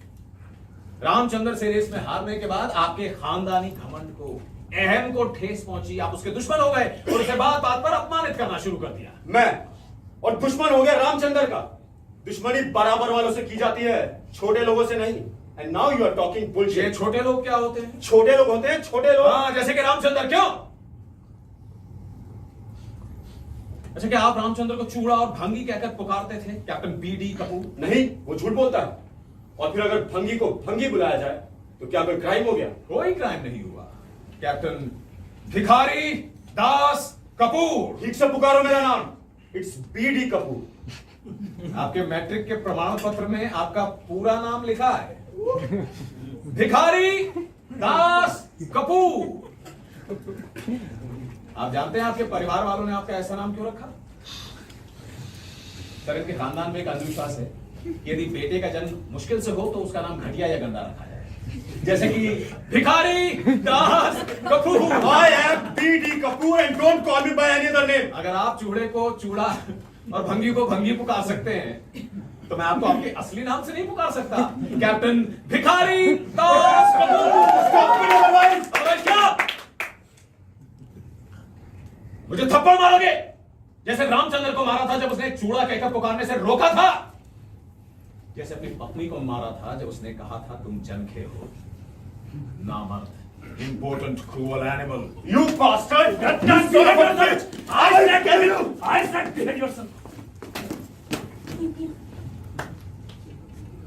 Go back to your seat. Do it again, I will put you on trial.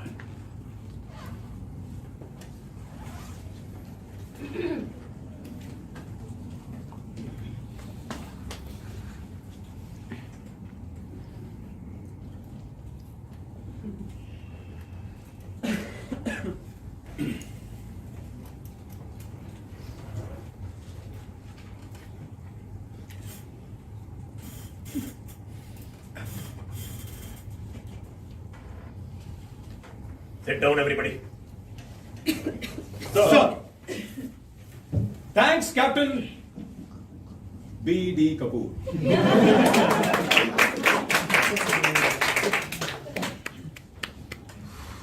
Defence council चाहे तो अपनी ओर से गवाह पेश कर सकती है।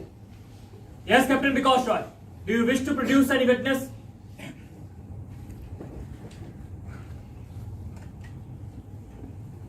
Sir, Ramchandra. Sir,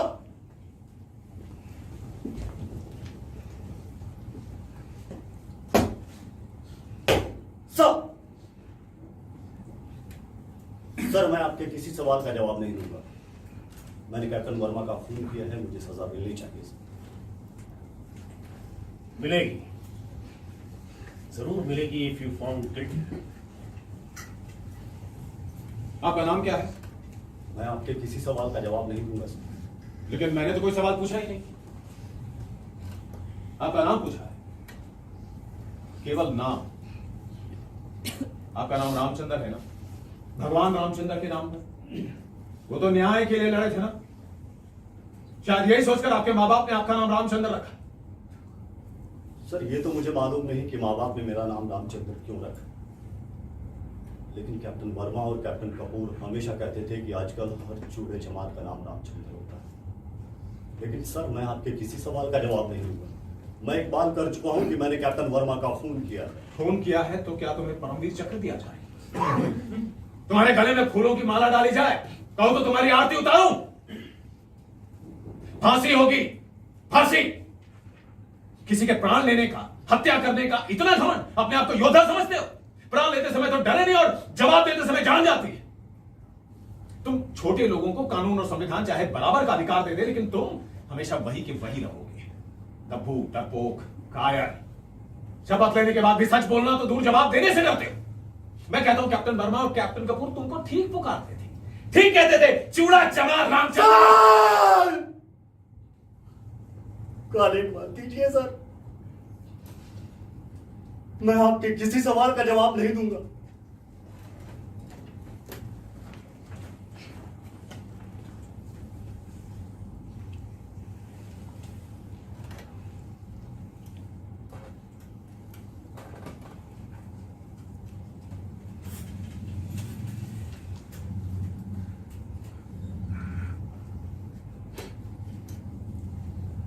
Ramchandra, sir तुम हमारी सेना की एक बहुत जरूरी इकाई हो। तुम्हारी रेजिमेंट को तुम पर गर्व है। Thank you sir. बहादुरी से जिए हो, बहादुरी से मरना सीखो। बोलो, क्या किया इन दोनों अफसरों ने तुम्हारे साथ? सर बहुत गंदी गंदी गाली देते थे सर। क्या गाली देते थे? सर चूड़ा कहते थे, भंगी कहते थे, मेरा रंग देखकर मुझे चिट्टा चूड़ा पुकारते थे सर। उस रात तुमने दोनों ऑफिसर्स को रुकने के लिए नहीं ललकारा, फिर क्यों रोकी मोटरसाइकिल उन्होंने गार्ड हाउस के पास? सर मैं जब भी गार्ड ड्यूटी पर होता था ये लोग मोटरसाइकिल रोकते थे मुझे गाली देने के लिए, क्योंकि मैंने सूबेदार साहब से कहकर अपनी अर्दली की ड्यूटी बदलवाई थी। क्या गाली दी थी उस रात? गंदी गाली दी थी। क्या गाली दी थी? बोलो रामचंद्र, बोलो, तुमने सच बोलने की शपथ ली है? चिट्टे चूड़े हराम की औलाद, तेरी मां जरूर किसी कपूर या वर्मा के साथ सोई होगी।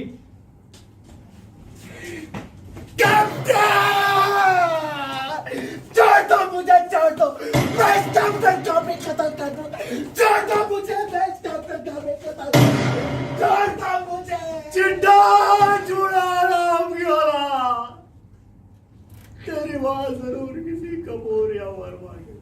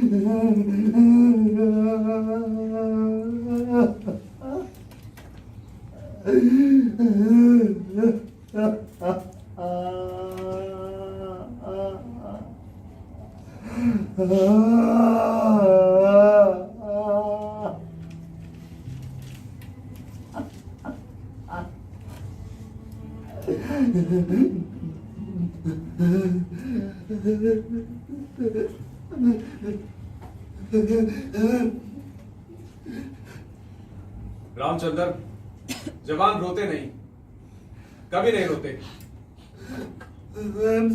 Sorry sir, sorry sir.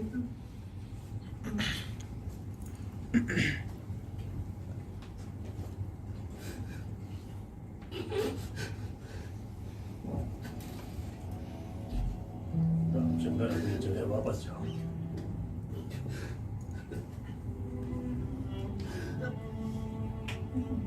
Sir,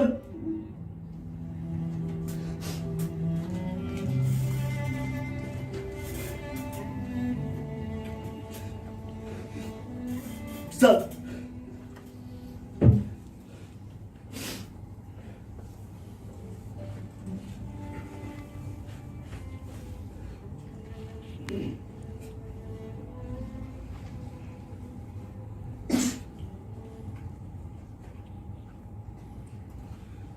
major Puri, closing statement. Sir,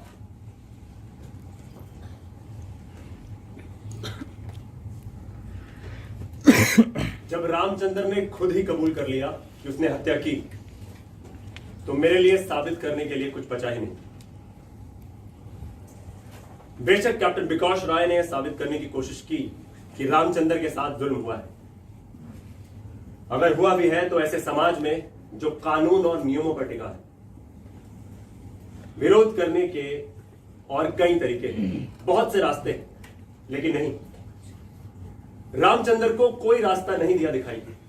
उसे तो बस एक ही रास्ता दिखाई दिया, हत्या का रास्ता। समाज में निजी गुस्से और प्रतिकार की कोई जगह नहीं होती, बिल्कुल नहीं होती। रामचंद्र अपने कमांडिंग ऑफिसर से शिकायत कर सकता था, उसने नहीं की। रामचंद्र आर्मी चीफ से शिकायत कर सकता था, उसने नहीं की। रामचंद्र सेना के सबसे बड़े कमांडर राष्ट्रपति से शिकायत कर सकता था, उसने नहीं की। अगर मान भी ले ये बात कि इन दो अफसरों ने रामचंद्र को गालियां दी, तंग किया, तो ये एक नैतिक जुर्म है। लेकिन रामचंद्र ने इस दुनिया का सबसे जघन्य अपराध किया है, मानव हत्या का अपराध। गाली का जवाब गोली से नहीं दिया जा सकता, बिल्कुल नहीं दिया जा सकता। रामचंद्र ने खून किया है, खून। इसलिए आर्मी एक्ट 69 और इंडियन पीनल कोड की धारा 302 के तहत जवान रामचंद्र को सजा मिलनी चाहिए, फांसी की सजा, death sentence. That's all sir. Captain Roy, closing statement. Sir,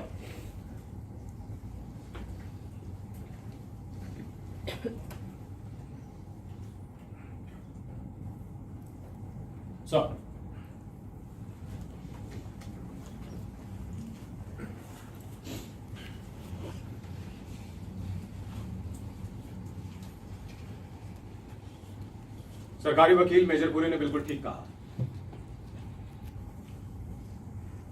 हम एक ऐसे समाज में रहते हैं जो कानून और व्यवस्था पर टिका है, और समाज में एक व्यक्ति के विरोध और विद्रोह के लिए कोई स्थान नहीं, बिल्कुल नहीं कोई स्थान। समाज ने, कानून ने, व्यवस्था ने विरोध प्रकट करने के लिए बना रखे हैं रास्ते, मीलों लंबे रास्ते। इन रास्तों पर चलना शुरू किया जा सकता है, लेकिन प्रश्न तो यह है कि विरोध प्रकट करने के ये रास्ते क्या कहीं पहुंचते भी हैं? कभी नहीं पहुंचते, बिल्कुल नहीं पहुंचते। विरोध कोई नाटक नहीं कि अंतिम क्लास एक्ट तक पहुंचने की प्रतीक्षा करें। शक्तिशाली लोगों के विरोध को राजनीतिक विरोध कहा जाता है, जो उन्हें एक ही छलांग में पहुंचा देता है सत्ता के बिल्कुल लोगों का विरोध। इसे विरोध नहीं, विद्रोह का नाम दिया जाता है, जो उन्हें एक ही छलांग में पहुंचा देता है फांसी के तख्ते तक। जब छोटे छोटे विरोध लगातार दबा दिए जाएं, अनदेखे अनसुने कर दिए जाएं, तो हमेशा एक भयंकर विस्फोट होता है, प्राणघातक विस्फोट।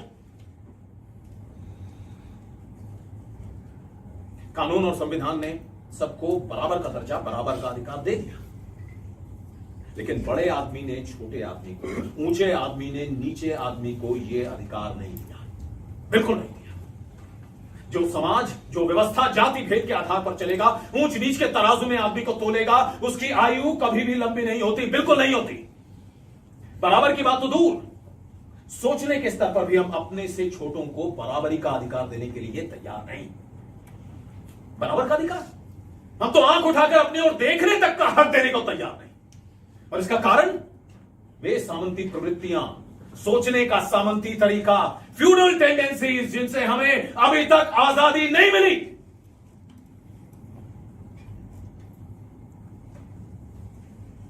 सरकारी वकील मेजर पुरी ने बिल्कुल ठीक कहा, सवार रामचंद्र को फांसी की सजा मिलनी ही चाहिए।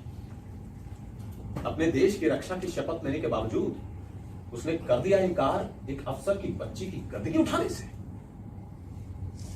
अपने देश की रक्षा की शपथ लेने के बावजूद उसने हराम की औलाद जैसी साधारण गाली खाने से कर दिया इनकार।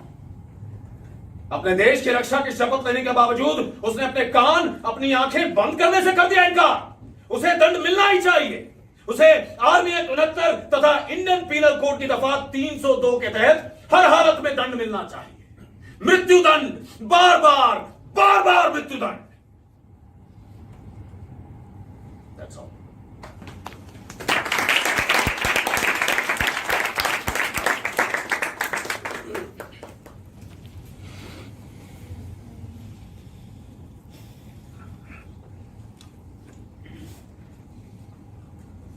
सभी लोग बाहर जाएं।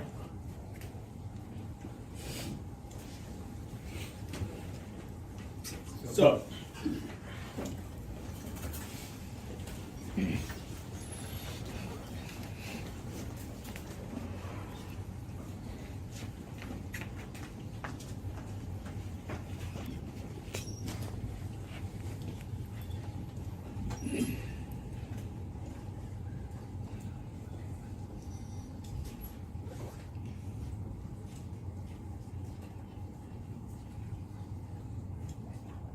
उम्र कैद, फांसी। उम्र कैद, फांसी। सर, मैं आपको कोई सलाह नहीं दे सकता।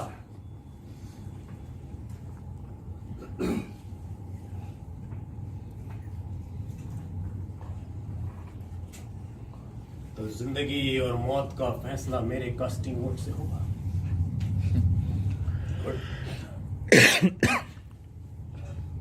गार्ड! सर। रामचंद्र, उसके दोनों वकीलों और सीओ को अंदर भेजो। सर। कैप्टन कपूर को एक रिवॉल्वर इशू करा दिया जाए। नहीं, दे दीजिए उसे अपने पास।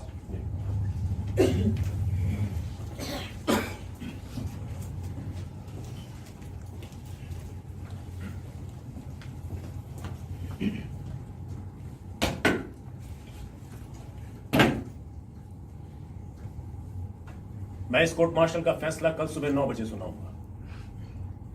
सर, एक रिक्वेस्ट है, आप इस रेजिमेंट से कैप्टन कपूर का ट्रांसफर करवा दें। उनकी जान को खतरा है।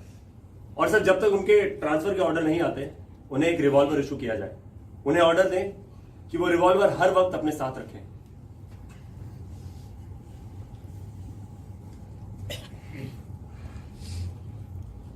कैप्टन बीडी कपूर को आज ही एक रिवॉल्वर इशू करो।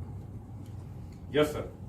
और उन्हें हिदायत दो कि उसे वे हमेशा अपने साथ रखें। सर, आपको याद तो होगा ना, आज बड़ा खाना है, एक साथ दो खुशियां, हमारी रेजिमेंट का रेजिंग डे और आपके ब्रिगेडियर बनने की खुशी। तो सर, आप आएंगे ना? बिल्कुल। लेकिन मैं चाहता हूं कि इस पार्टी में रामचंद्र को भी बुलाया जाए। कोई एतराज? कोई एतराज नहीं सर।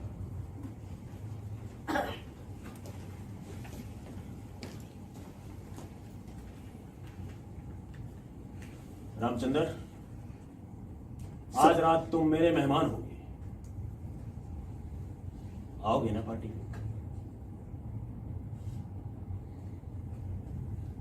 आऊंगा सर, जरूर आऊंगा।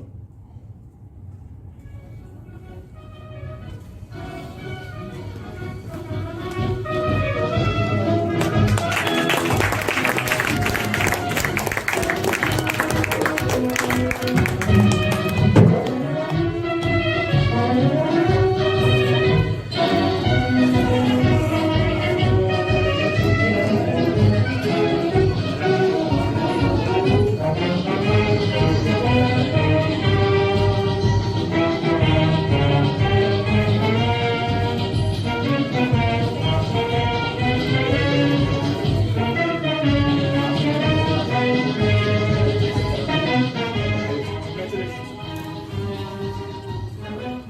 Congratulations, sir. Congress sir. Congratulations, sir. Thank you. क्या बात, रामचंद्र नजर नहीं है? आता ही होगा sir.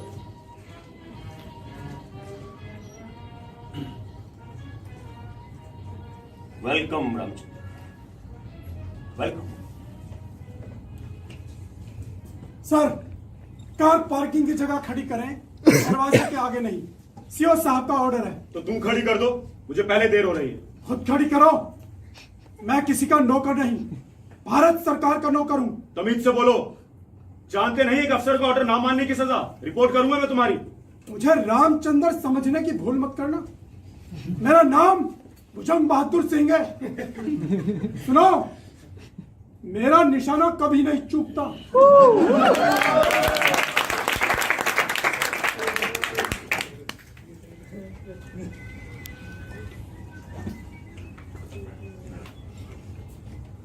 Congratulations, sir. Congratulations for your promotion to brigadier. तुम्हारी हिम्मत कैसे हुई मुझसे हाथ मिलाने की? Get lost! Don't show me your dirty face ever in life. I said out!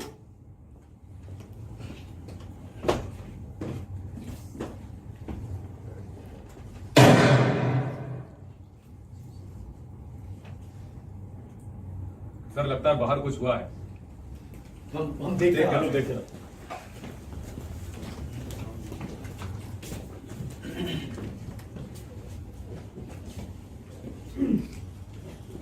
Sir बाहर कुछ हुआ है, मैं देख कर आता हूं सर। मैं जानता हूं, पोएटिक जस्टिस। मैं समझा नहीं सर। रामचंद्र, जब कभी कभी नीचे की अदालत इंसाफ नहीं करती तो ऊपर की अदालत इंसाफ कर देती। सर, कैप्टन कपूर ने खुद को गोली मार ली, खुदकुशी कर ली सर।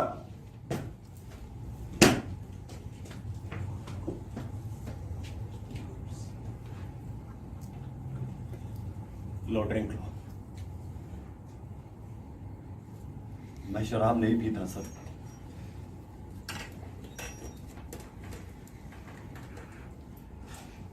रामचंद्र, तुम्हें मौत से डर लगता? रामचंद्र किसी से नहीं डरता सर।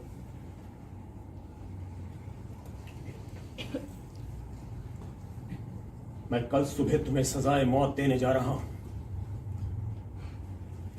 इसके सिवाय तुम्हें देने के लिए मेरे पास कुछ भी नहीं है। आप जो देंगे सर, आंखों पर सर।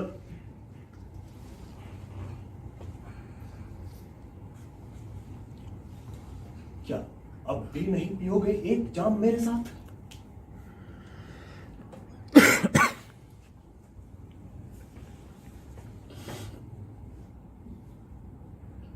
पीऊंगा सर, जरूर पीऊंगा।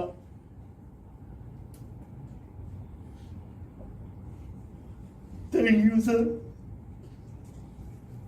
Thank you Ramchandra, thank you very much.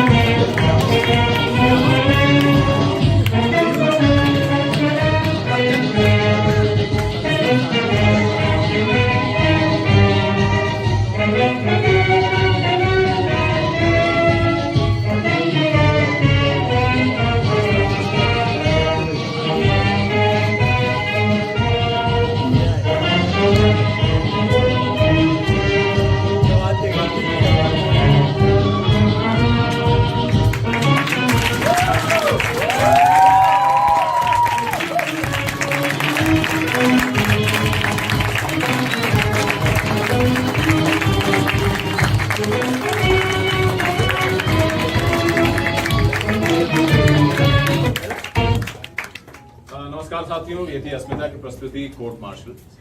नाटक के लेखक हैं श्री स्वदेश दीपक।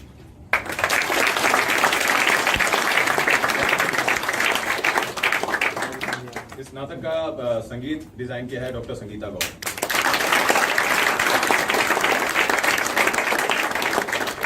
निर्देशन किया है श्री अरविंद गौड़।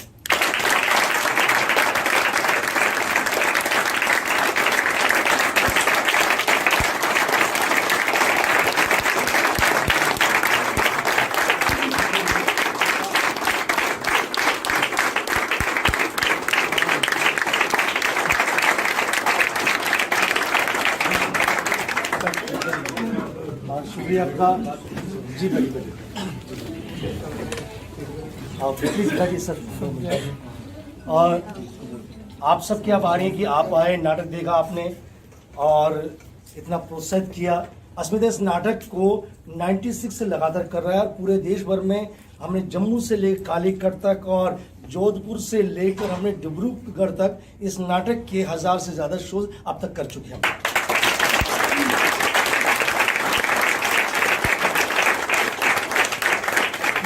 बहुत ही महत्वपूर्ण नाटक है क्योंकि ये न्याय की बात करता है, समानता की बात करता है और सम्मान के साथ जिंदगी की बात करता है और हर एक को बराबरी की बात करता है। और इसीलिए नाटक जो है हमारे दिल के बहुत पास है और मुझे लगता है कि आपको भी ये नाटक बहुत पसंद आया होगा।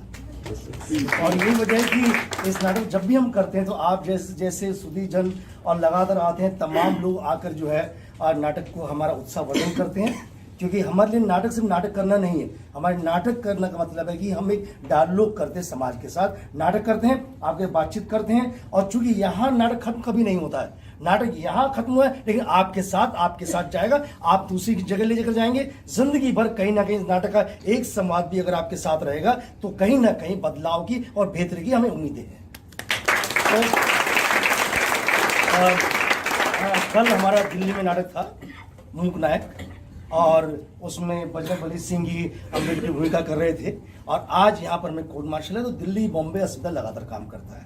इस नाटक के बारे में किसी कुछ कहना है, पूछना है, 1-2 मिनट के अंदर आपको कोई सवाल है तो आप कर सकते हैं या कुछ भी आप टिप्पणी कर सकते हैं, लंबी नहीं छोटी। जो कुछ कहना है तो आप कहें, उसके बाद पात्रों का परिचय आपसे कराया जाएंगे। जी कुछ कहना चाहते, कोई किसी कुछ कहना हो, कुछ पूछना हो, कोई सुझाव, कोई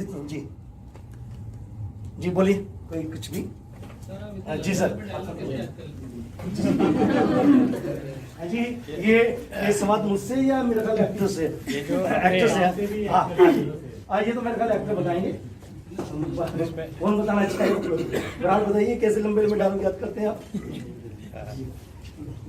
इसमें बताइए, एक बार सवाल को उत्तर दे दीजिए। पहले तो आप एक से उनको दे दें, एक इसका। हाँ जब एक्टर हम ये मान लेते हैं कि ये बात हमें बोलनी है तो याद करने की जरूरत ही नहीं।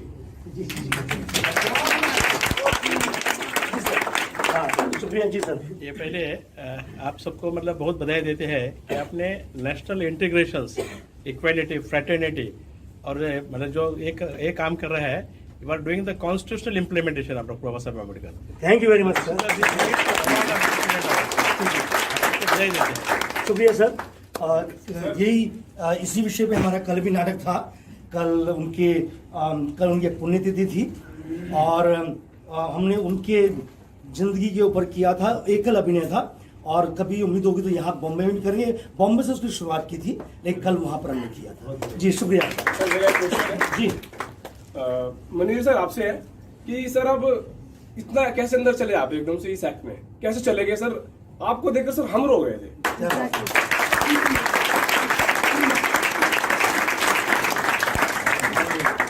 प्लीज सर बताएं आप। शुरू एक्टर का अभिनय, एक्टर का अनुभव अलग होता है जी।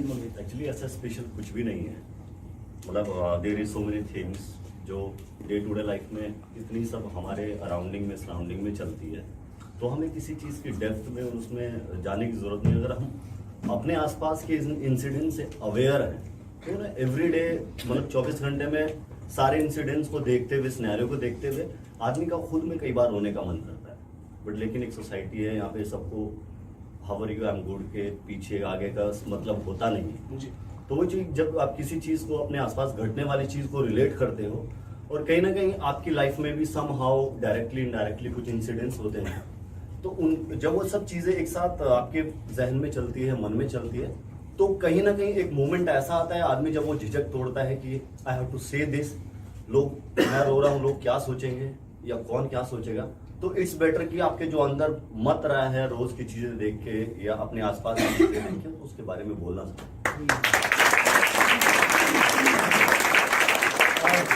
एक्टर का आपने प्रोसेस जाना, गुड, कि एक्टर ही केंद्र में होता है। जी, कोई और सवाल किसी का? इधर से कोई किसी और को कुछ कहना हो? कोई नए अभिनेता, कोई भी आप भी युवाओं में से कुछ कह सकता है? जी सर। जी, आप तो गायिका भी हैं, वो हैं, तो आपको तो मतलब पूरा देश पहचानता है। अरे नहीं, thank you so much sir. स्वागत यहाँ पर मौजूद हो। नहीं, दैट्स माय प्लेजर। एक्चुअली मैंने कभी थिएटर सामने से देखा नहीं, क्योंकि हम सिंगर्स हैं, तो हम एक कैरेक्टर के लिए गाते हैं, तो हम सामने से कभी हमने देखा नहीं। बट या आई थिंक ये मेरा सेकंड टाइम है। इससे पहले मैं आई थी लोग भाग के लिए और अभी क्वेश्चन मार्ट के लिए।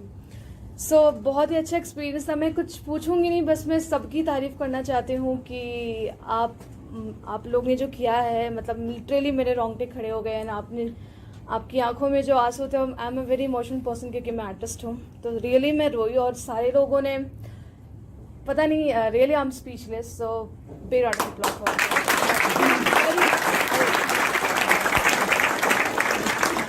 कोई आप किसी को दिल में लेकर ना जाए क्या सर?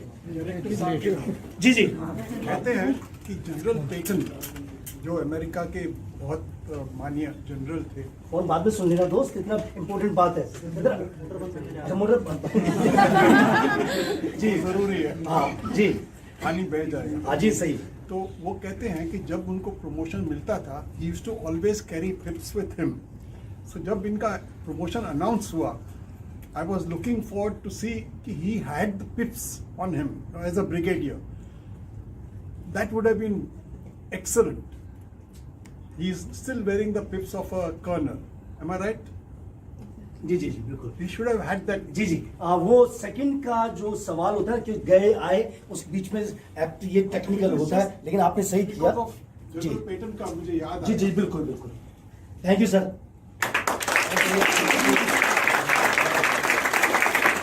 जी, कोई यूथ में से कोई बोलना चाहे, कुछ बोलना चाहे, कोई भी उसके? हाँ जी, ब्रिलियंट सर, ब्रिलियंट। शुक्रिया सर। अरे खड़े होकर पूछोगे तो सबको होगा, क्योंकि एक्टर से सवाल कम पूछे जाते हैं, डायरेक्टर से ज्यादा बातचीत होती है। और डायरेक्टर ही थिएटर में डायरेक्टर आगे होता है, लेकिन वास्तव में थिएटर की जो बुनियाद है वो अभिनेता है। अभिनेता की वजह से मैंने पिछली बार की नाटक देखा था और दोबारा मैं उनकी मतलब आवाज़ के लिए ही आया हूँ। तो सर आप मतलब आवाज़ के लिए कुछ बताना चाहेंगे? आप बहुत सारे एक्टर्स हैं यहाँ पे, इतनी मतलब सुरीली आवाज़ कैसे है?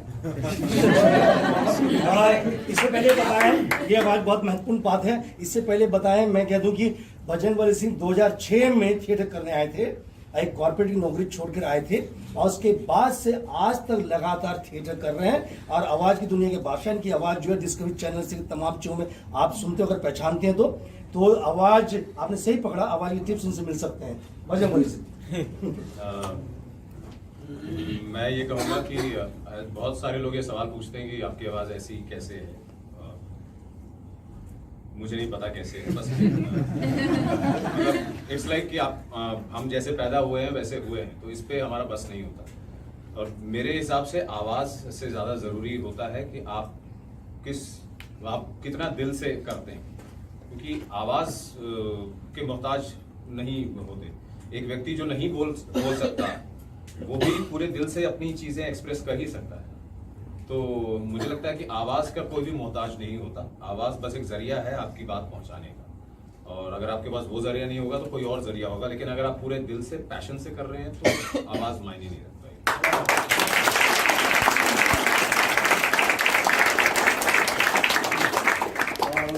अभिनेता का परिचय हम चाहेंगे। हाजी शर्मा जी शुरू करें, आप ही करें। एकांत शर्मा, यादव, प्रतीक साहब, राजेंद्र ओझा जी, और इधर से शुरू कर, अब इधर से आते हैं बीच में से। हाँ, पूनम राजपूत, आनंद तिवारी, जय पाठक,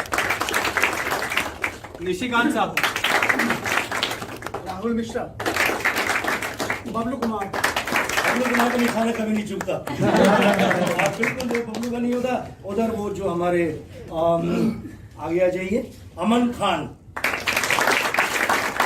और डॉक्टर साहब इतने ऐसे है नहीं जिंदगी में,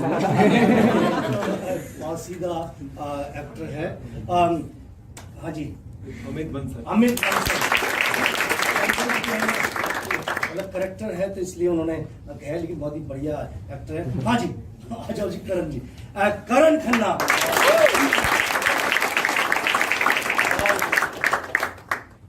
विशाल राठौड़ और राहुल खन्ना। राहुल इस नाटक के लिए दिल्ली से विशेष रूप से आते हैं, और भी कई एक्टर आते हैं, लेकिन राहुल जो है अपने सारे काम छोड़े, राहुल दिल्ली में स्कूलों के साथ काम करते हैं। अस्मिता का बहुत बड़ा काम है और वो लगातार प्रोडक्शन करते हैं, काम करते हैं, लेकिन उसके बीच में अपना कि बम्बई आकर कोर्ट मार्शल करना ही है, चाहे किसी भी हालत में करना है, चाहे पगड़ी लगा करना है, चाहे लास्ट मोमेंट पे जो है दाढ़ी मुंडानी है। मैं कल तक इनको दाढ़ी के साथ देख रहा था और अभी जो है इन्होंने जो है दाढ़ी काटी इस नाटक की। तो एक्टर अलग अलग शक्लें, अलग अलग चीजें अलग जगह पर करता है। तो राहुल स्कूलों में वही काम करा बच्चों के साथ जो हम जो है बड़ों के साथ काम कर रहे हैं। प्रदीप कुमार, प्रदीप और विशाल और बरार यहाँ अस्मिता का थिएटर स्टूडियो देखते हैं, सारा काम देखते हैं और यहाँ पर नए एक्टर साथ काम करते हैं जी। कौन है क्या बीच में? प्रदीप हो गए और बजरंग बली सिंह।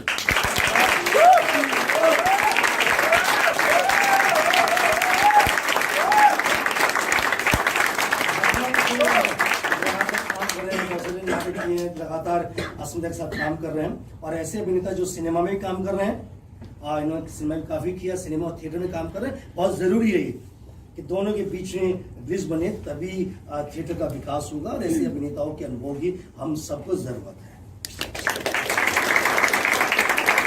और मनवीर चौधरी,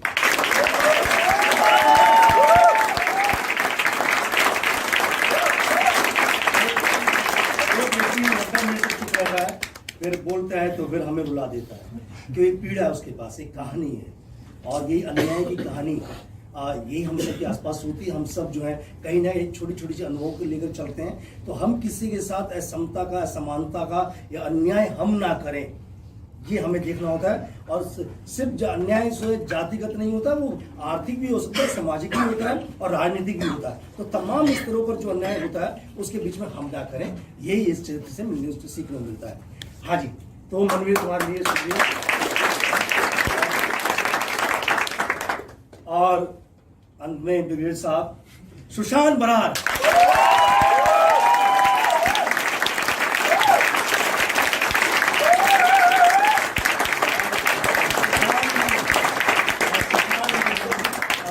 साल पहले मेरे पास आया था और तब से लगातार थिएटर कर रहे हैं और दिल्ली बॉम्बे दोनों जगह कर रहे हैं। सुशांत का बहुत चर्चित नाटक है फाइनल सॉल्यूशन, जिसमें अगर देखेंगे तो स्टेज के ऊपर आग लगा देते हैं। बहुत पावरफुल महेश दत्तानी का नाटक है, उसको हम कभी करेंगे। सुशांत ने 3 साल सिर्फ बैक स्टेज किया है। नए एक्टर के लिए जो आप कह रहे थे नए एक्टर क्या सीख है, सुशांत एक बहुत बड़ा उदाहरण है। 3 साल से बैक स्टेज किया उसने और पर्चियां बांटता था, नाटक की गेट पर खड़ा होता था, लोगों से मिलता था, टिकट काटता था। जब पहला डायलॉग मिला सुशांत को, वो था नाटक कौन सा था, विजय तेंदुलकर नाटक था घासीराम कोतवाल, और उसमें एक करेक्टर आता है, वो कुछ नहीं होते, वो आता है और लोहार आए, इतना से डायलॉग ये आता था और लोहार आए और वापस चला जाता। वहां से यात्रा शुरू की और चूंकि मजबूत नींव है इसलिए लगातार आज वही काम करे, जो पहले कमिटमेंट था वही आज कमिटमेंट जो है सुशांत बरार के साथ।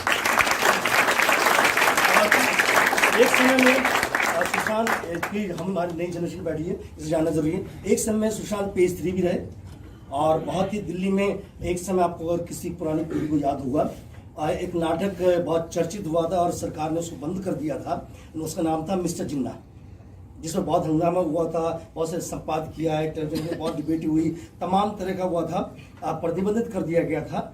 और उसमें मिस्टर जिन्ना जो है सुशांत बरार कर रहे थे और सुशांत आप जब कर रहे थे तो सुशांत ने मतलब जब जिस दिन नाटक का मंचन था, इंडिया हैबिटेट सेंटर बंद कर दिया गया था पुलिस ने, हमने तय किया कि हम लोधी रोड थाने के बाद सड़क पर ही नाटक करेंगे। तो उसी दिन मेरे जो घर से खबर आई कि इनकी माता जी का देहांत हो गया, तो एक तरफ सुशांत मेरा हाथ पकड़े रो रहा था, एक तरफ डायलॉग बोल रहा था। और नाटक करने के बाद ही, उसके बाद ही रात को ही फिर अपने घर गए, तब जाकर माता जी से मिले। तो ये कमिटमेंट एक्टर का होता है। एक्टर पैशन और कमिटमेंट बहुत बड़ा होता है, और अपनी व्यक्तिगत जिंदगी, व्यक्तिगत चीजें कई बार एक्टर एक तरफ रखकर थिएटर को, काम को वरीयता देता है। उसका सबसे बड़ा उदाहरण जो है सुशांत बराड़ हमारे साथ।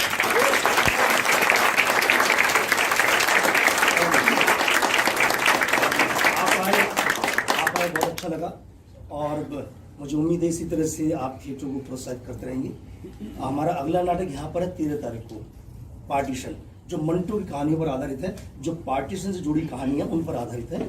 और पार्टीशन एक इतिहास का बहुत ऐसा पन्ना है जिसको हमें बार बार जानने की जरूरत है, और जाने उस बारे में बात करेंगे तो अभी जो समस्या है आसपास हमारी दिखाई देती है, मजहब के नाम पर, धर्म के नाम पर, या छोटे छोटे उसके नाम पर जो दिखता है वो शायद ना हो, हम बेहतर और बड़े होंगे। तो पार्टीशन 13 तारीख को है, तो आप आइए, मुझे उम्मीद है आपसे दोबारा मुलाकात होगी। आपके आने के लिए, प्यार के लिए और इतने स्नेह के लिए आप सबके आभारी हैं कि आपने जमीन पर बैठ कर देखा, आपको दिक्कत हुई होगी। शुक्रिया आप सबका। सबसे बड़ा है कि हमारे थिएटर में एक बहुत बुजुर्ग एक्टर मौजूद है, तो उस एक्टर को हम मंच बुलाना चाहेंगे, क्योंकि उसके बाद भी, बुजुर्ग होने के बाद भी नाटक देखने आता है हमारा। आइए सर, आपका स्वागत है।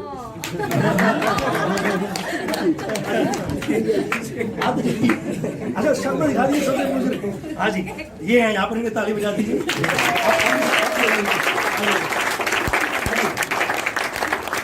हमारे सारे नाटक देखने आते हैं, एक बार मंच पे आ जाओ, आ जाओ, मम्मी के साथ तो आ जाओ। नहीं आए, इनकी इच्छा है। तो ऐसे एक्टर देखने को मिलता तो और भी शायद हमें समझ बढ़ती। और इनके माँ बाप जो हैं, खासतौर से आप जो है इनके लिए बहुत कुछ कर रहे हैं। ऐसा ही हर पेरेंट्स को करना चाहिए। अगर बच्चों को थिएटर दिखाएं, थिएटर बच्चों की जिंदगी को बदलता है। तो शायद ये हम सौभाग्यशाली हैं कि आप हमारे पास है, हाथ तो मिला लो।